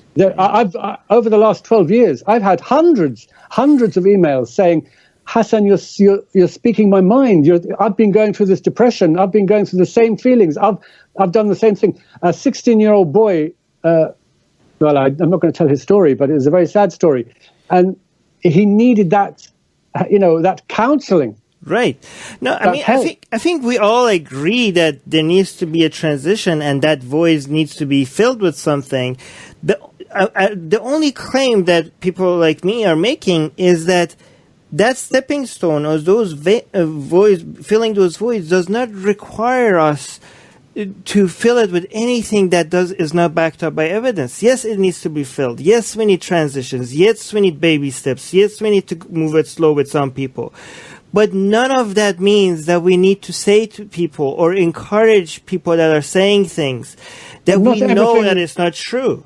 Not everything that we find emotionally satisfying is backed up by evidence. Well, I mean, that's not true. I mean, what do you mean? Like, enjoying things is just, and I don't understand what it means. Everything that we enjoy it for a logical reason. I don't understand what that means. Can you explain that? You put me on the spot. I mean, the whole point of climbing a mountain. Yeah, I mean, there's a logical reason why we enjoy achieving difficult things, we sense like everything.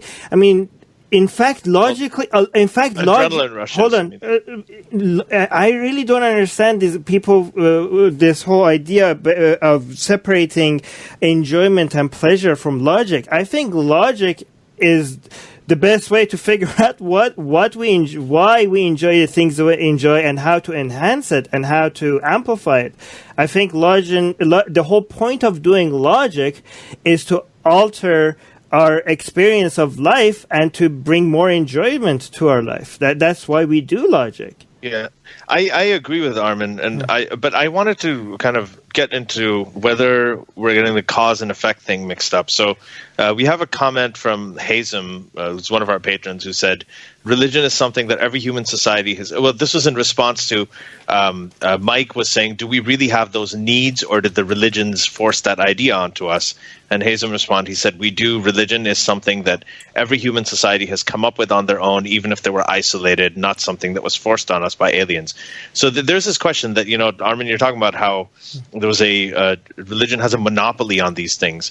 But was religion created because these things already existed and didn't have an answer? Which is, I think most of us agree that it was created because of this, because people had these needs.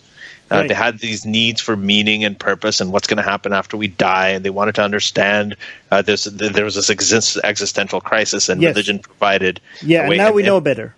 Yeah, and now we know better. We still don't have all the answers to everything. Right. So that's the thing, is if we don't have this new system that we're doing, whether you want to call it secular humanism or atheism or lack of belief or truth, honesty, science, whatever, how is this going to fill that void? What can we offer to people? I mean, just in the same way that we don't fill in the gaps in science with God did it, just because we don't have answers. I don't think there was a long. Wait, I'm at. Yeah, go on. Sorry. But after this, let Hassan speak as well. I don't think we need to answer our emotional needs that we can't answer with religion, just like we don't answer our scientific answers we don't have with religion. But Hassan.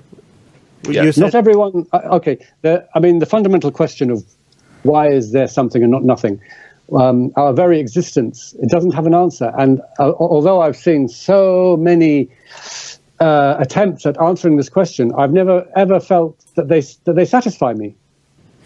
I mean, okay, but here's an answer, because the options of worlds that don't exist do not exist. That's why we have something rather than nothing. Yeah, I don't find that satisfying. I mean, like, it's too cerebral. No, I mean, non-existent, and the option of non-existence doesn't exist. That's why we have existence. There, I solved it. Yeah, Armin, no. It's self-contradictory. There's a lot of people who've said it, but this is what we're talking about. This is why we're coming back to that whole loaf of bread and the wheat and that whole analogy, is that for you that works. For me, that really spoke to me when I read Stephen Hawking's A Brief History of Time. That really, really spoke to me. But we're talking about the vast majority of people out there. They just don't think that way. They don't think that way. When you tell them about the wheat and the loaf of bread and this is how it happened and there was a fire, and they speak to them in metaphor, it moves them emotionally. And that's if you have to. This is what it is. Actually, I got it.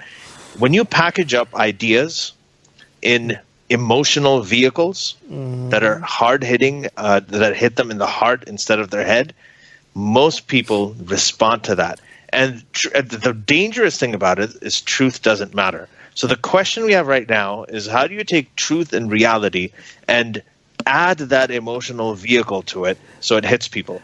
To Richard Dawkins' credit, he does do that. He talks about the wonder of the universe. He talks about things in very emotional, inspirational ways.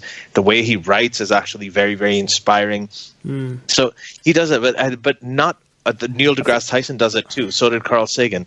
But but most atheists tend to shun that. Most atheists say, no, we're not going to talk about it. Let's just talk about pure facts. Show me one atheist that doesn't value emotion. I haven't met one yet. No, not value emotion. I'm talking about making points through emotional vehicles. But Hassan, what do you think? I think that humanity, as I say, from the greater picture, is at a real crossroads at the moment.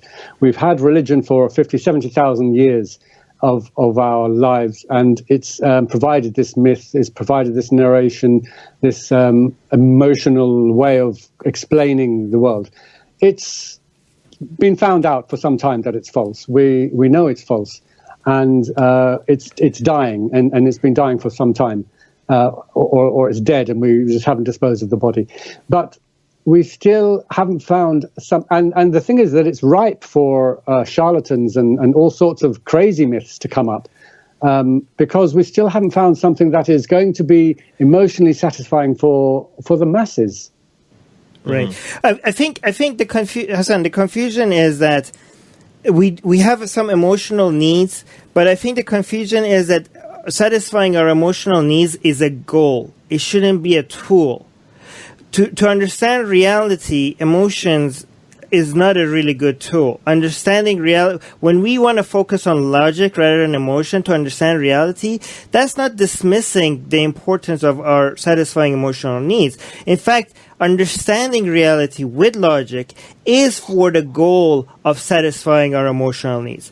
We just have to understand that emotional need is the end goal, not the way you understand reality. And the example that I came up with last episode was, when I want to enjoy the food that is in front of me, I just enjoy the food that is in front of me. But to figure out, and that's an emotional need that I'm satisfying. It's a emotional need, and I'm satisfying that.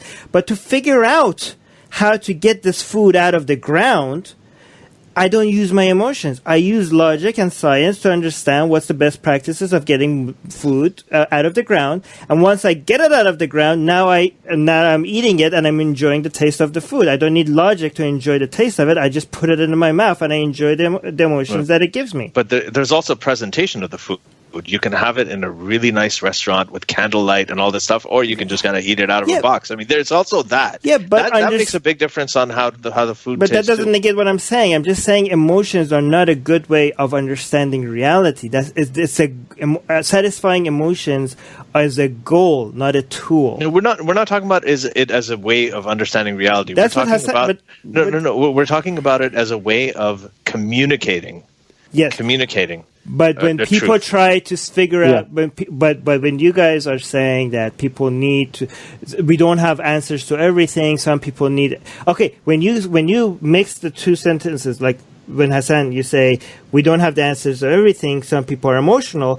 Then you're bringing emotions to the realm of understanding the universe, which and that's where our emotions suck at that. Our emotions are really a shitty tool to try to figure out what right from wrong.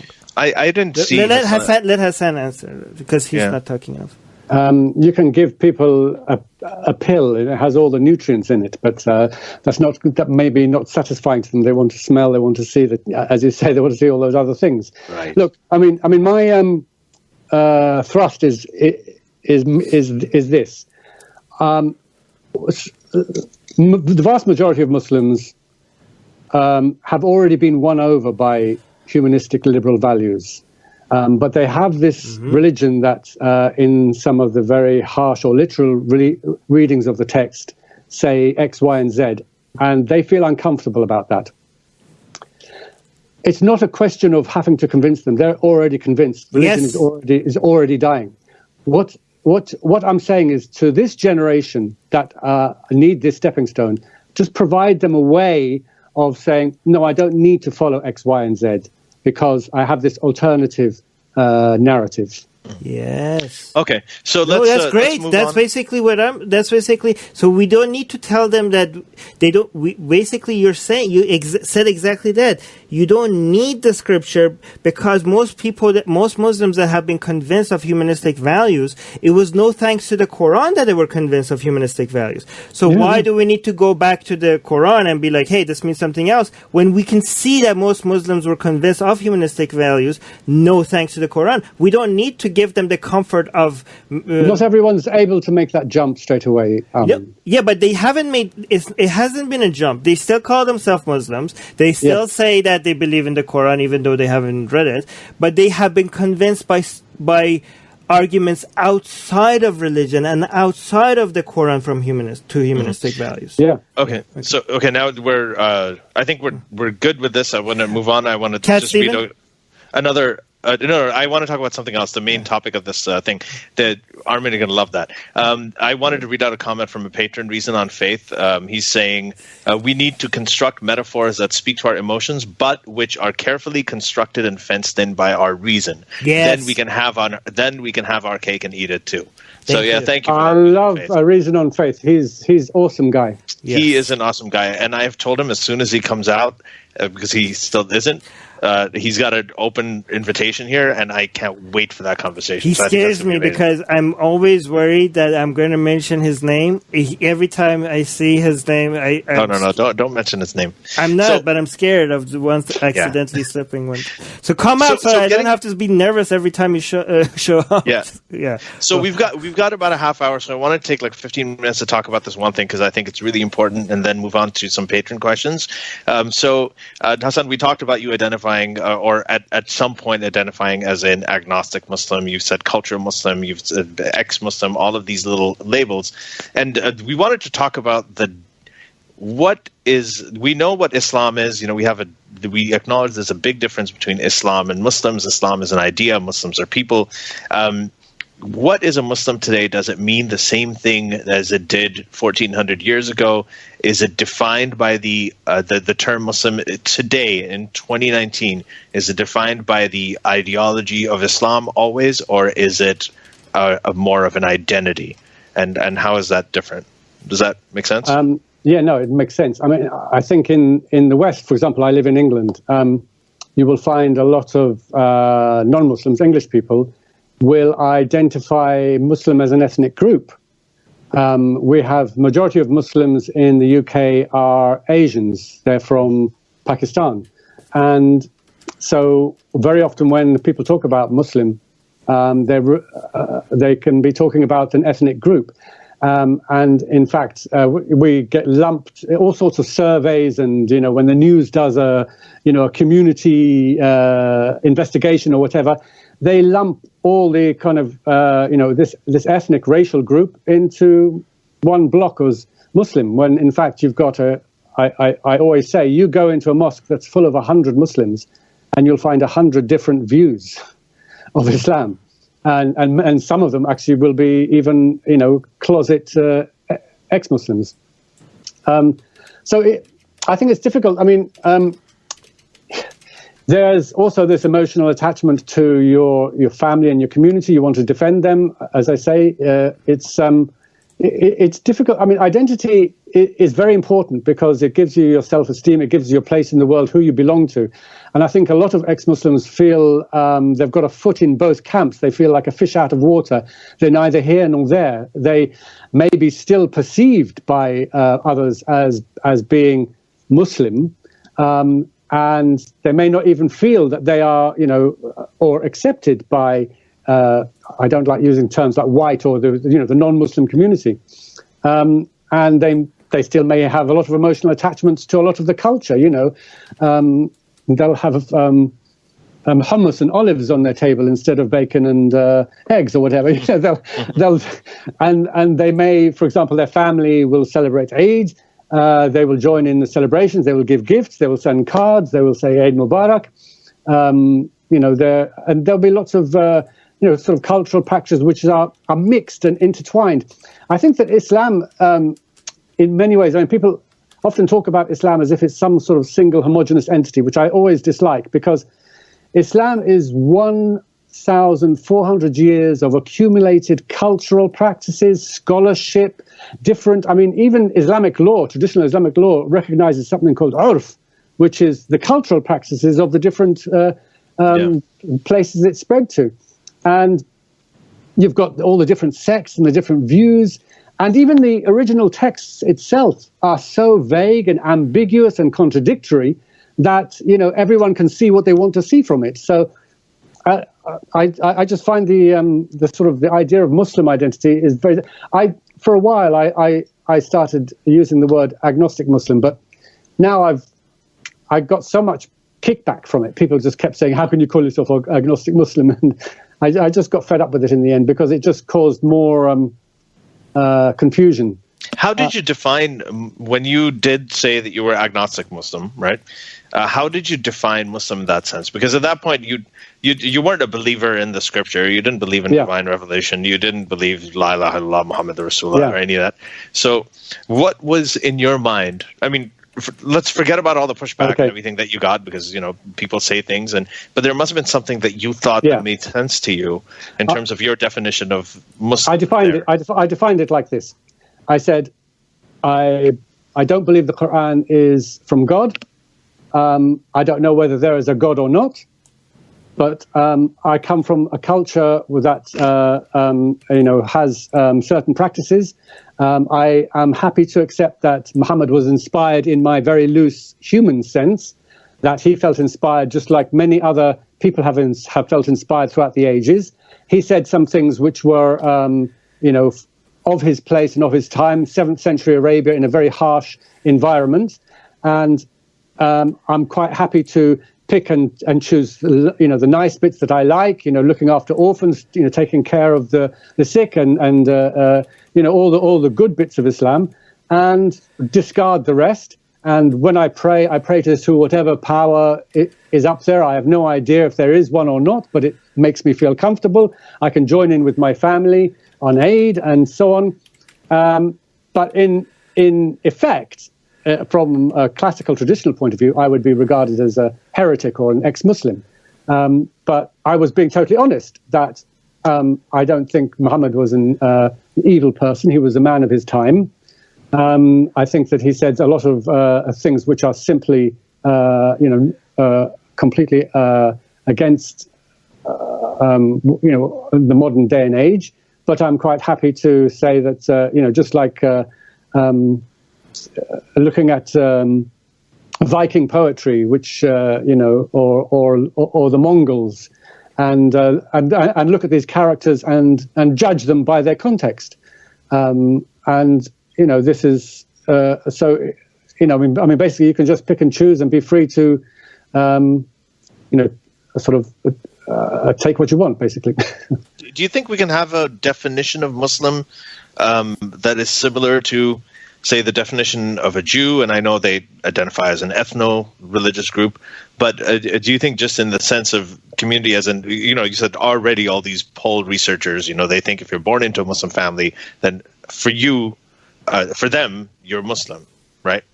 If Donald Trump says, I want to ban all Muslims coming in, then it doesn't matter whether you're ex-Muslim or what you believe. If you're born into a Muslim family, you'll be a part of that ban, right? So do you think that there's a, how Jews say that, okay, I don't necessarily believe in God. There's many Jewish atheists and agnostic Jews and people who eat lots of bacon. That doesn't mean Judaism is okay with bacon or is okay with not believing in God, but they've sort of separated that definition. Do you think a Muslim today can have a similar definition? Somebody who's just kind of born into it? No, I don't know. At the time when I was identifying as an agnostic Muslim, that was exactly what I was aiming at. I was aiming to be like the majority of Christians. I mean, I've spoken to a lot of ordinary English people who identify as Christian. And I said, well, do you actually believe that Jesus is the Son of God? They said, no, that's a load of nonsense. But they still go to Harvest Festival. They still identify as Christian. I said, what about these passages in the Bible? Oh, they said, that's just nonsense. It's all man-made nonsense. I was hoping that the idea of agnostic Muslim would be able to get to that point where we can still celebrate certain cultural things that maybe make us feel that we can share and can, make us part of a community and we can enjoy, but completely releases us from all dogma, all, and allow us to actually be completely humanistic and atheistic or agnostic, and eat what we want and drink what we want and marry who we want. And I used to go to a mosque called the Inclusive Mosque, where they have gay imams and they have lesbian khatiba. In Toronto, they have the Noor Cultural Center. They're sort of similar that way. I really think that the people that don't believe but still want to enjoy the culture or the community or whatever, it's really important that they don't call themselves Christian or Muslim, or they say, it's really important to me that they mention that they're cultural Muslim and not real Muslims, or cultural Christians and not real Christians, because I really think carrying on the label is helping the myth last longer. And I think if you just call yourself a Muslim or a Christian, even if you don't believe in those things, I think you're actually part of the problem. You're helping this religion that we're trying to kill survive longer.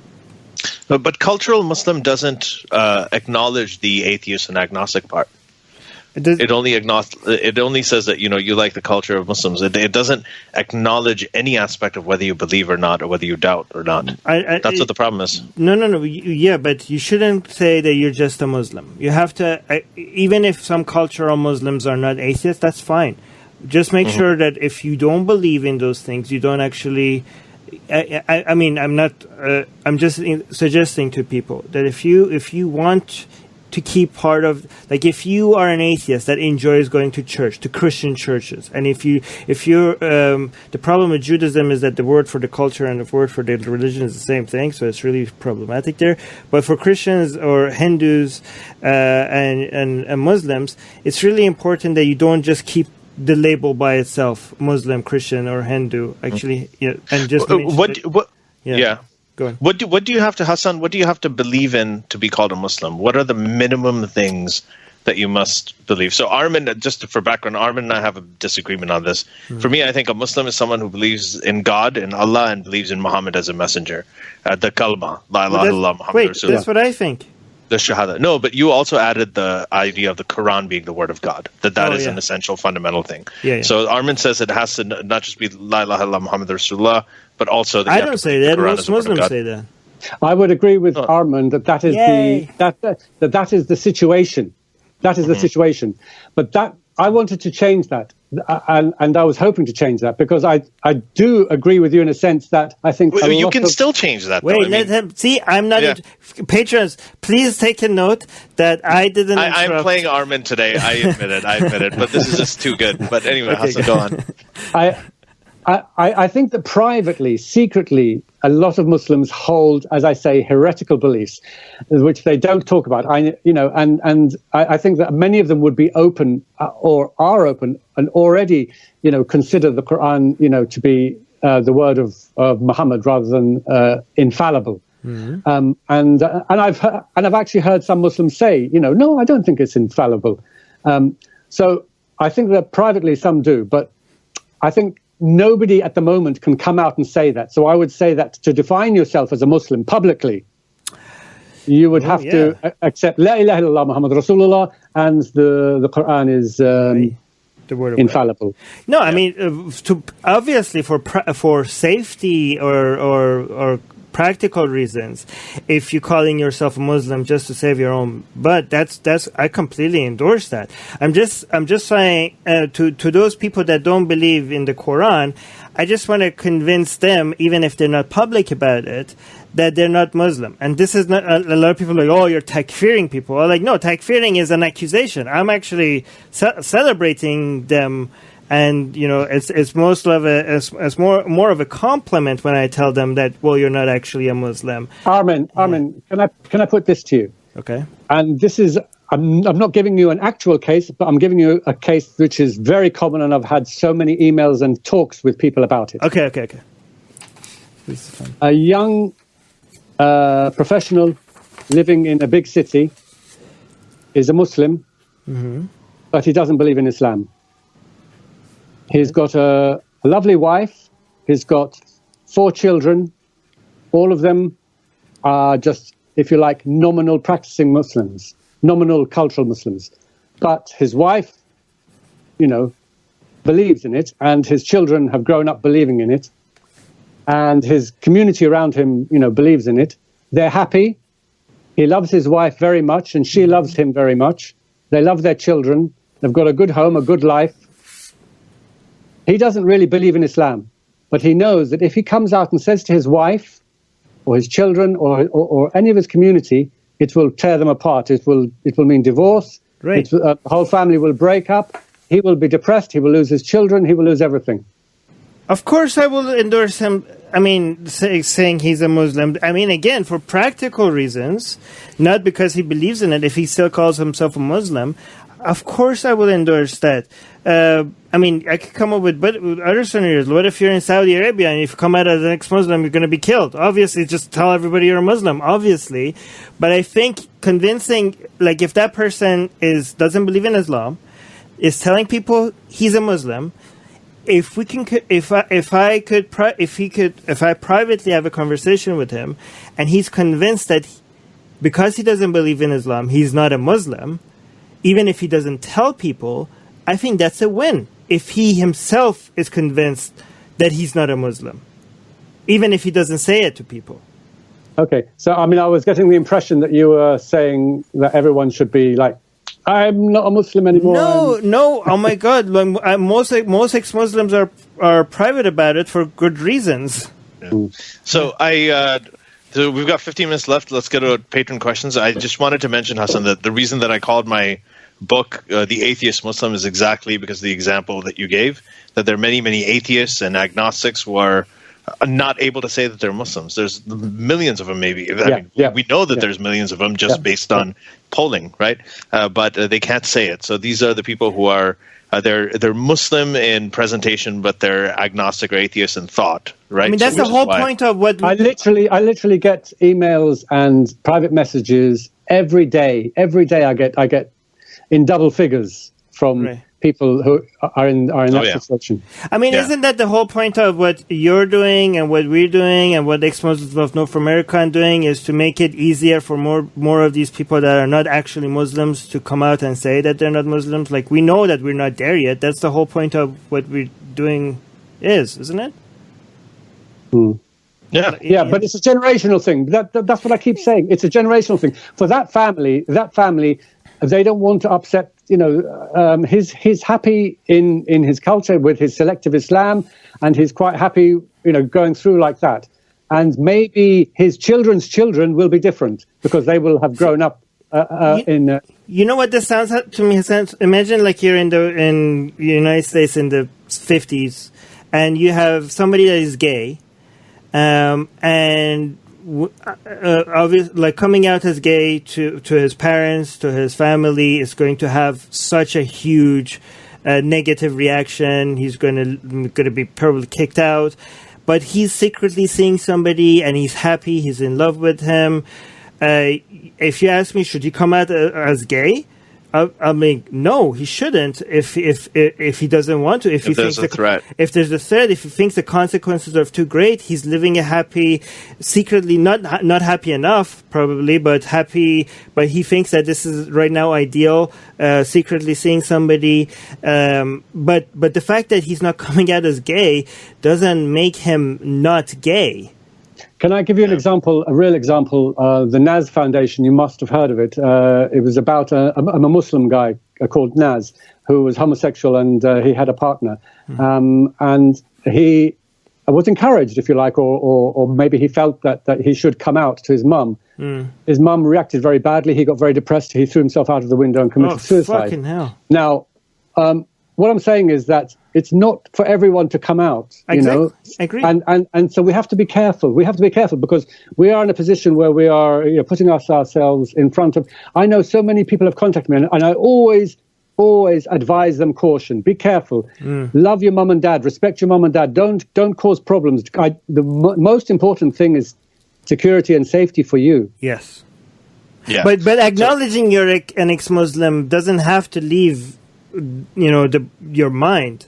You know what I mean? Like if people are listening to our podcast, for example, secretly, and we manage to convince that they're ex-Muslim, we're not necessarily telling them that to tell people you're ex-Muslim, but that's still a win. I mean, if more of them eventually, if they find each other, we're fighting for a world that the consequences of you announcing that you're an ex-Muslim is less. But to get there, we first have to convince people, even secretly, that they are ex-Muslim before we get to a world where you could actually announce it. I think. Yeah. Okay. Yeah. And I think we've gotten to a point. Well, thanks to the efforts of people like Stevens? you. Hold on. Yeah. Well. We'll mention that right at the end. I just want to do some patron questions first before we move to that. So Mars is saying Sarah Haider once commented that ex-Muslims had held a position that is inconvenient to both the left and the right. As the movement has grown, has this position become more normalized and accepted? Gradually it is. I can tell you a story of the very early days when there was a Muslim woman Labour candidate in my area, and I went along to her. She was giving a little talk locally, and I wanted to support her. And Ken Livingstone was there, and this is the Labour left, okay, in the UK. And this Muslim woman didn't wear hijab. She was very westernized and had very humanistic values, and I wanted to support her because she represented the values which I agreed with, and I wanted to support. And I went up to her, and Ken Livingstone was standing beside her, and I said, I liked what you're saying, I liked your policies, and I was chatting with her, and then she was asking me about myself, and I said, well, I'm an ex-Muslim. Ken Livingstone immediately came in front and almost turned his back on me and turned her away from me and almost shuffled me away. As soon as I said ex-Muslim, it was like I had leprosy. Huh. Yeah. How long ago was this? This was about 10 years ago. Yeah, that makes sense. We talked about it, and I think that I have found, to answer Hazem's question as well, it's just overall with liberals nowadays, and it has a lot to do with the Saudi Arabia thing, Rahaf, Khashoggi, all of that. It does, but it's been amazing to see just this year, just liberal, supportive, regressive people who people think are very, very regressive, like Justin Trudeau and Chrystia Freeland. A lot of these liberal leftists embracing this whole idea of accepting ex-Muslims, standing up for people like Rahaf, standing up for people like Raif Badawi, Asia Bibi, and all that, and really, really taking it on and standing up to Saudi Arabia as well. I mean, it's been really interesting seeing both liberals and conservatives pick up on this idea and understand that criticizing Islam and anti-Muslim bigotry are two completely different things. And I actually think people like you and people like Mariam Namazi have done a lot to drive home that distinction as well. So Hazem is asking, what do you think of the academic work done on the Quran and early Islamic history, like the works of Tom Holland and Patricia Crona? I was at SOAS back in 1980. Yeah, and Cronin Cook had written Hagerism. And Cook was actually was a lecturer at the university. We also had one of my tutors was Dr. Wansborough. This is Michael Cook, right? Yes. Yeah. And Dr. Wansborough, Professor Wansborough, who wrote Quranic Studies, he was my tutor at SOAS. And I actually. At the time, I was president of the Islamic Society.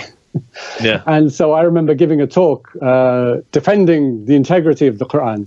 But I have to say that years later, when I look back to their studies, and that especially Wansborough, that the Quran actually had a long oral tradition before it solidified.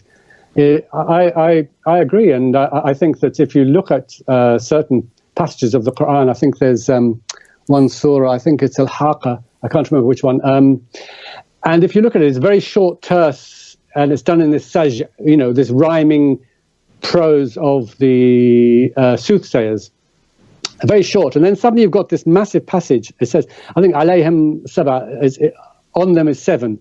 And you can imagine people say, well, what are the 7 what does it mean, Onam and 7? And then there's this huge long passage which is explaining what the 7 are, that they are angels and so on. And it looks totally out of context. And clearly it's, somebody has written in some sort of exegesis into the Quran. Mm-hmm. And I think there's lots of examples of that. And I think that the recent study of the manuscripts found in the Yemeni mosque, show that there are other layers underneath. And even in hadith, you can find that there are other versions. Ka'b had his own version, and there's quite a few hadith which show some differences. So I think that there is definitely evidence of different recensions. Yeah. See, this is so much fun. If there was more work on this, this is the kind of detective work that you could do with Islam that is so interesting. And I always tell Muslims, like, you have no idea how much fun Islam is if you don't believe in it. Yeah, it's that's right. And I would actually refer people right now to the previous episode we did on the Quran with Abdullah Gondal, which was great because he's a treasure trove of information when it comes to it. And there's also another previous guest on this podcast, Abdullah Samir, did a video on the Sana manuscript that you're talking about, and it features stuff that Abdullah Gondal also contributed. So if you can, do go and seek that out. Personally, I have never made videos, and I never go into that part. I never talk about the linguistics, or sometimes I do, but very rarely. And I don't really go into that sort of historical, different versions, because I find that it's a waste of time in a way, because that it's much more effective to actually just look at what the Quran says, and that is a way that everyone can understand and digest. Yeah. But don't you think that figuring out where some verses came from and what was figuring out what was the political motivation behind this hadith given at the time that it was written is both interesting and also tells us about human nature and, the way these things work? I think it tells us a lot about us. Oh, it does. And there's there are many examples in hadith which are quite clearly reflecting ideas of later generations. I mean, right. The discussion about free will and predestination was a discussion which was which went on in much later generations. It certainly didn't take place at the time of the 7th century Arabia, but it was projected back onto 7th century Arabia and put into the mouth of Muhammad. Mm-hmm. Right. So, moving on. Next question from Blonde Infidel. Do you think? And let's do these as quickly as we can. Do you think people who grow up in emotionally healthy homes without religion have the same need for religious myth? Possibly not. I don't know. I've not done any research on that. I think I've met a lot of atheists who, English atheists and many online, who are emotionally happy and absolutely able to find, their emotional happiness and meaning in life, and I envy them. Bastard. So, sociological studies. See, it's the cost of Islam, because Islam robbed us of that. But go on. Yeah. A lot of sociological studies have shown essentially that religion, the need for, but there's more religiosity in societies where there's less security. So security could mean financial security, where you don't know where your next meal is coming from, or injustice. For instance, you see really, really rich people abusing people and then dying happy, surrounded by loved ones, and you're poor and you're never going to have those chances. Your kids are never going to have those opportunities, and then you die really unjustly. So they want the sense that there's going to be something out there that will make the system fair later. So that's actually statistically correlated with higher religiosity. So I think that when you do have good emotional and social support, that's why you see so less religiosity in places like Sweden and Finland and some of those social democrat countries in Europe. By the way, I hope a lot of people understand that I'm not suggesting that all the world's problems will be solved without religion. I mean, we're still going to have a lot of hate, a lot of war, a lot of violence, a lot of bigotry, a lot of nonsense, a lot of belief in bullshit, a lot of woo. Nobody. I think none of us here, or any atheist that I admire, suggest that everything will be solved without religion. We just think it would be a better world, not a completely okay world, but a better world. That's all we're saying. Yeah, so I have this, and now I have another question from Blonde Infidel was that did you expect the growth of the ex-Muslim movement the way it did from when you started? What did you think it would look like? It astonishes me how quickly it's grown, actually. When I first came out publicly as an ex-Muslim in 2007, there was no one. I couldn't find anyone. As I say, I remember going on this Faith Freedom site, which was supposed to be an ex-Muslim site, but actually the majority were Christian fundamentalists. But I did meet one Moroccan lady, Nadia, who I became friends with, and together we founded the Council of Muslim website. Right. But she was the only one I ever met, and it was only online. And eventually we decided to meet up in a cafe somewhere in South London, and that was the first time I saw another ex-Muslim face to face, and I was expecting to see horns and a tail, and fangs, and she was such a nice, ordinary person. And I remember I was a little bit scared, but actually she was more scared because when she took me back to have a meal at her house, she had all this pork and bacon and stuff, and she was I think she was testing me to see if I really was an ex-Muslim. Or, I think some of the Christian fundamentalist neocons on Faith Freedom have said, watch out, because they're all doing taqiyya, and he's going to stab you. So, look, you can get him all this and see what he does with the bacon. That taqiyya accusation, that's the best. So, okay, so last question. This is from Twitter. It's Mo Rasid asking, are you currently, because you had the whole agnostic Muslim thing, are you currently Muslim, ex-Muslim? How do you identify?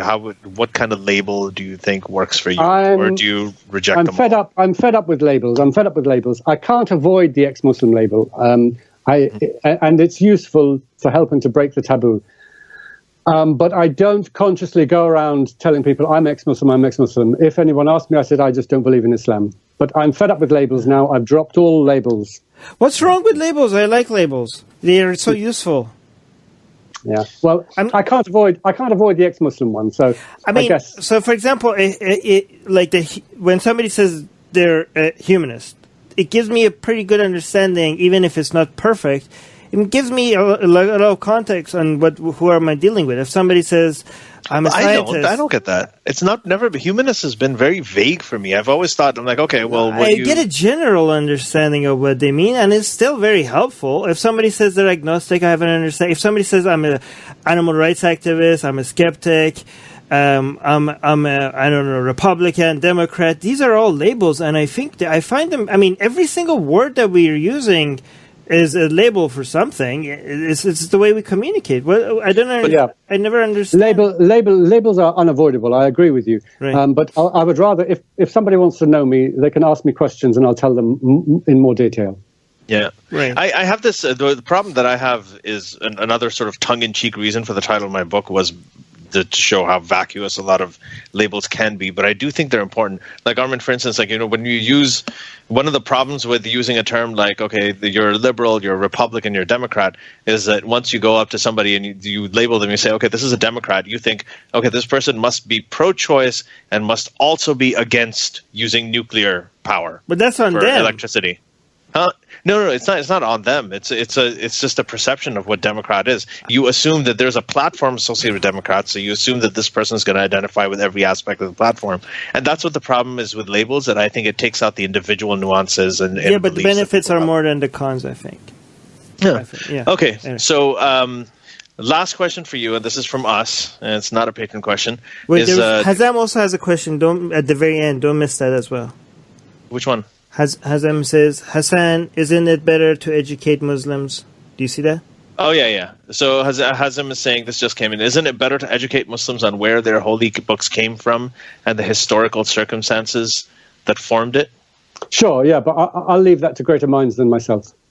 For that, actually, we have a celebrity in the live chat, which is Abdullah Samir, and his channel, his channel is a good source for that kind of content, by the way. So go check it. Go awesome. Look him up, Abdullah Samir. We had him as a guest here. It was a great episode. I wanted to add, so I was going through your videos, your YouTube channel, and I told you this before we started, and I went towards the end. There's some videos of you singing and playing guitar, and you sound great.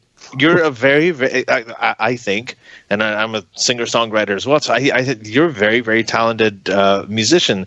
And I'd asked you this earlier because like Mimsy was on our podcast, and she said that she went to the school that Cat Stevens started, and Cat Stevens is actually one of my favorite musicians and of all time. And you personally knew him. Yes, that's right. I actually was a fan of his back in the 70s. And I remember buying Tea for the Tillerman, which is an awesome album. Amazing. Do you know it? It's incredible. Album. Yeah. I absolutely loved him. And there were many incidents that actually because when I was a teenager, I wasn't really religious, but I still had this identity that I was a Muslim, but I wasn't really religious. But then when I saw him actually convert to Islam, and he went on television, and he had this, I remember sitting in my sitting room at the age of 19, watching Cat Stevens play his final concert. I think it was in 1979. Could have been a bit earlier. And he said, "This is my last concert. I'm renouncing music. I'm going to, devote my life to Islam." It was one of the things, not the only thing, but it was one of the things that made me think, maybe I should take my own cultural background a bit more seriously. And so I started practicing, and I went to Egypt that year. And I remember speaking to my religious uncle, and I became very religious. When I came back, and I decided to devote my life to Islam, and I threw myself headlong into it. And I went to university to study, and I used to go to Regent's Park Mosque. It was only a couple of years later after I'd seen this concert, and in Regent's Park Mosque they had this halaqah, a circle, Islamic circle, and it was led by Cat Stevens, and he was there. It was called the Companions of the Mosque. And I introduced myself, and I said, "Assalamu alaikum, Yusuf. I'm, always been a big fan of yours and everything." And so I attended his circle, and they used to go through Quran and give like tafsir of it in English. It was for this like second generation Muslims who are coming back to Islam, if you like. So a lot of Asian Muslims who hadn't been practicing before, or Malaysian or from Arab background like myself, and then he decided, the next step was to start a school, because we started getting married and having children. So he started a school, and I immediately wanted to get my children into that school. I became a teacher in that school. I was a school teacher for 30 years, but I actually taught in that school for 15 years, and I saw Yusuf every day. I mean, what can I say about him? He is actually, I admire him, and I will never say a bad word against him. He's a very good man. He's a very sincere person. But in the early days, he was, I will say, influenced by Salafi. I know. Yeah, the thing is that supporting the Salman Rushdie fatwa and all that. Yeah, stuff, right? yeah, absolutely. And the thing is that when you have somebody, a high-profile celebrity like him, you can imagine all the, what the sort of Muslim sort of machine is like. They want to present him as being the, everyone is vying for his attention. And I think that he allowed himself a little bit to be influenced by Salafis. But once he started having children, and he mellowed a lot. And I remember once, because he had started making music and so on, I remember coming up to him in the Islamic school mosque and saying, because they were criticizing him, they were saying, "Oh, he's gone back to kufr. And he's now, a deviant." Some of the hardline Salafis were saying that. And I said to Yusuf, "Don't take any notice of these people." He said, "No, I don't. I ignore them." And so he's kind of mellowed a lot. And, I actually, since I left Islam, I've never had a contact with him since. I think he's probably a bit upset with me. So, Oh, why? I have. Why? Well, because I left Islam. Oh, okay. Yeah. Oh, that's so sad. I actually did get my hands on some of the because he did some religious music for a while, and then recently he put out at least one album I know where it was just regular, normal music like he used to do before, and it wasn't that bad. It wasn't as great as the classic stuff, but it was actually really good. Yeah, I was a teacher at Islamic school, and I was the guy who would. we would do nasheed. Yusuf Islam used to do a nasheed, Islamic songs. Yeah. And I would get all the children to come up, and he would teach them all these different nasheeds and so on. And we did a big concert in the Albert Hall in 2000 and something, I can't remember. And he was always very keen that he would stick away from musical instruments and just have the human voice. But eventually he mellowed a bit more and more, and he started picking up the guitar again, and he started using haram, instruments. But back in the day, he was quite strict. He didn't want any musical instruments apart from the duff, the drum. Yeah, the duff. That was the only legal thing. So, but Hassan, Ali, can I just read two quotes from one that Jan mentioned and one from myself before we end? Sure. Yeah. By the way, Bernard Russell, the T is silent, isn't it? Or is it Bernard Russell? No, Bertrand. I always read it. I never pronounced it. Anyways, there's two quotes from him. One suggested by a patron, and another one by me. Jan mentioned a quote by him. It says, "My view is this: the good life is one inspired by love and guided by knowledge. Neither love without knowledge or knowledge without love are sufficient for a good life." Yes. The quote that I want to read from Russell is this one. "Well, there can't be a practical reason for believing what isn't true. That's quite, at least I rule it out as impossible. Either the thing is true or it isn't. If it's true, you should believe it. And if it isn't true, you shouldn't. And if you can't find out whether it's true or whether it isn't, you should suspend judgment. But it seems to me a fundamental dishonesty and a fundamental treachery to intellectual integrity to hold a belief because you think it's useful and not because you think it's true." Takbir! Allahu Akbar. Takbir! None of us, I don't think any of us disagree with that. I know. I wasn't. So that's great. Okay, so Hassan, it's truly been a pleasure. We could probably go on for many hours longer, and we would hopefully love to have you back on the podcast if you're up for it. Can I just quickly mention that a lot of the videos I did back in 2007 originally were showing my face and everything, and I deleted my account, and then I put them on CMB. But CMB has now I don't really use that channel anymore. But I've moved a lot of my old videos over to my own personal channel now, and I have made some newer videos on my own channel. So any of my videos that you want to see are all on my own personal channel. How can they find? We were going to mention that, and we were going to actually put links for it. If you just type in Hassan Radwan. How do you spell that? HASSAN, and then RADWAN. Right, because at least I know we're going to put links to everything in there, but some people that listen to it in the podcast, they might not check the links. They just want to search for it. Yeah, so just want to. Yeah, just search for him on YouTube, and what we're going to do, if you're really interested, if you want to see those early CEMV videos, I know that Reason on Faith actually sent me some links to the original stuff too. So I'm going to collect all of that stuff and put it in the They're really good. This as well. Do check them out. They're really good. I've got them all on my channel now anyway. Oh, yeah. good. Okay. Oh, you do? Okay, fantastic. Yeah, go check it on his channel so you could also support the channel growth and share the content as well. Yeah, and subscribe and thank you, Hassan. It's just been enlightening. Again, thank you for all the work that you've done in the past. So thank you for all the work that you're doing. I hope you continue to stay active. And from me personally, and this is really important, and this is why I sent you my book, and I really I put it at the end of the list because all the other stuff you have to read earlier is way better. I will grant that. It's next on my list. Don't worry. But everything that you say when you talk about bringing compassion and bringing empathy and all of that and you bring that into your approach, I think that's something that really resonates with me, and that's something that I've tried to do as well. So.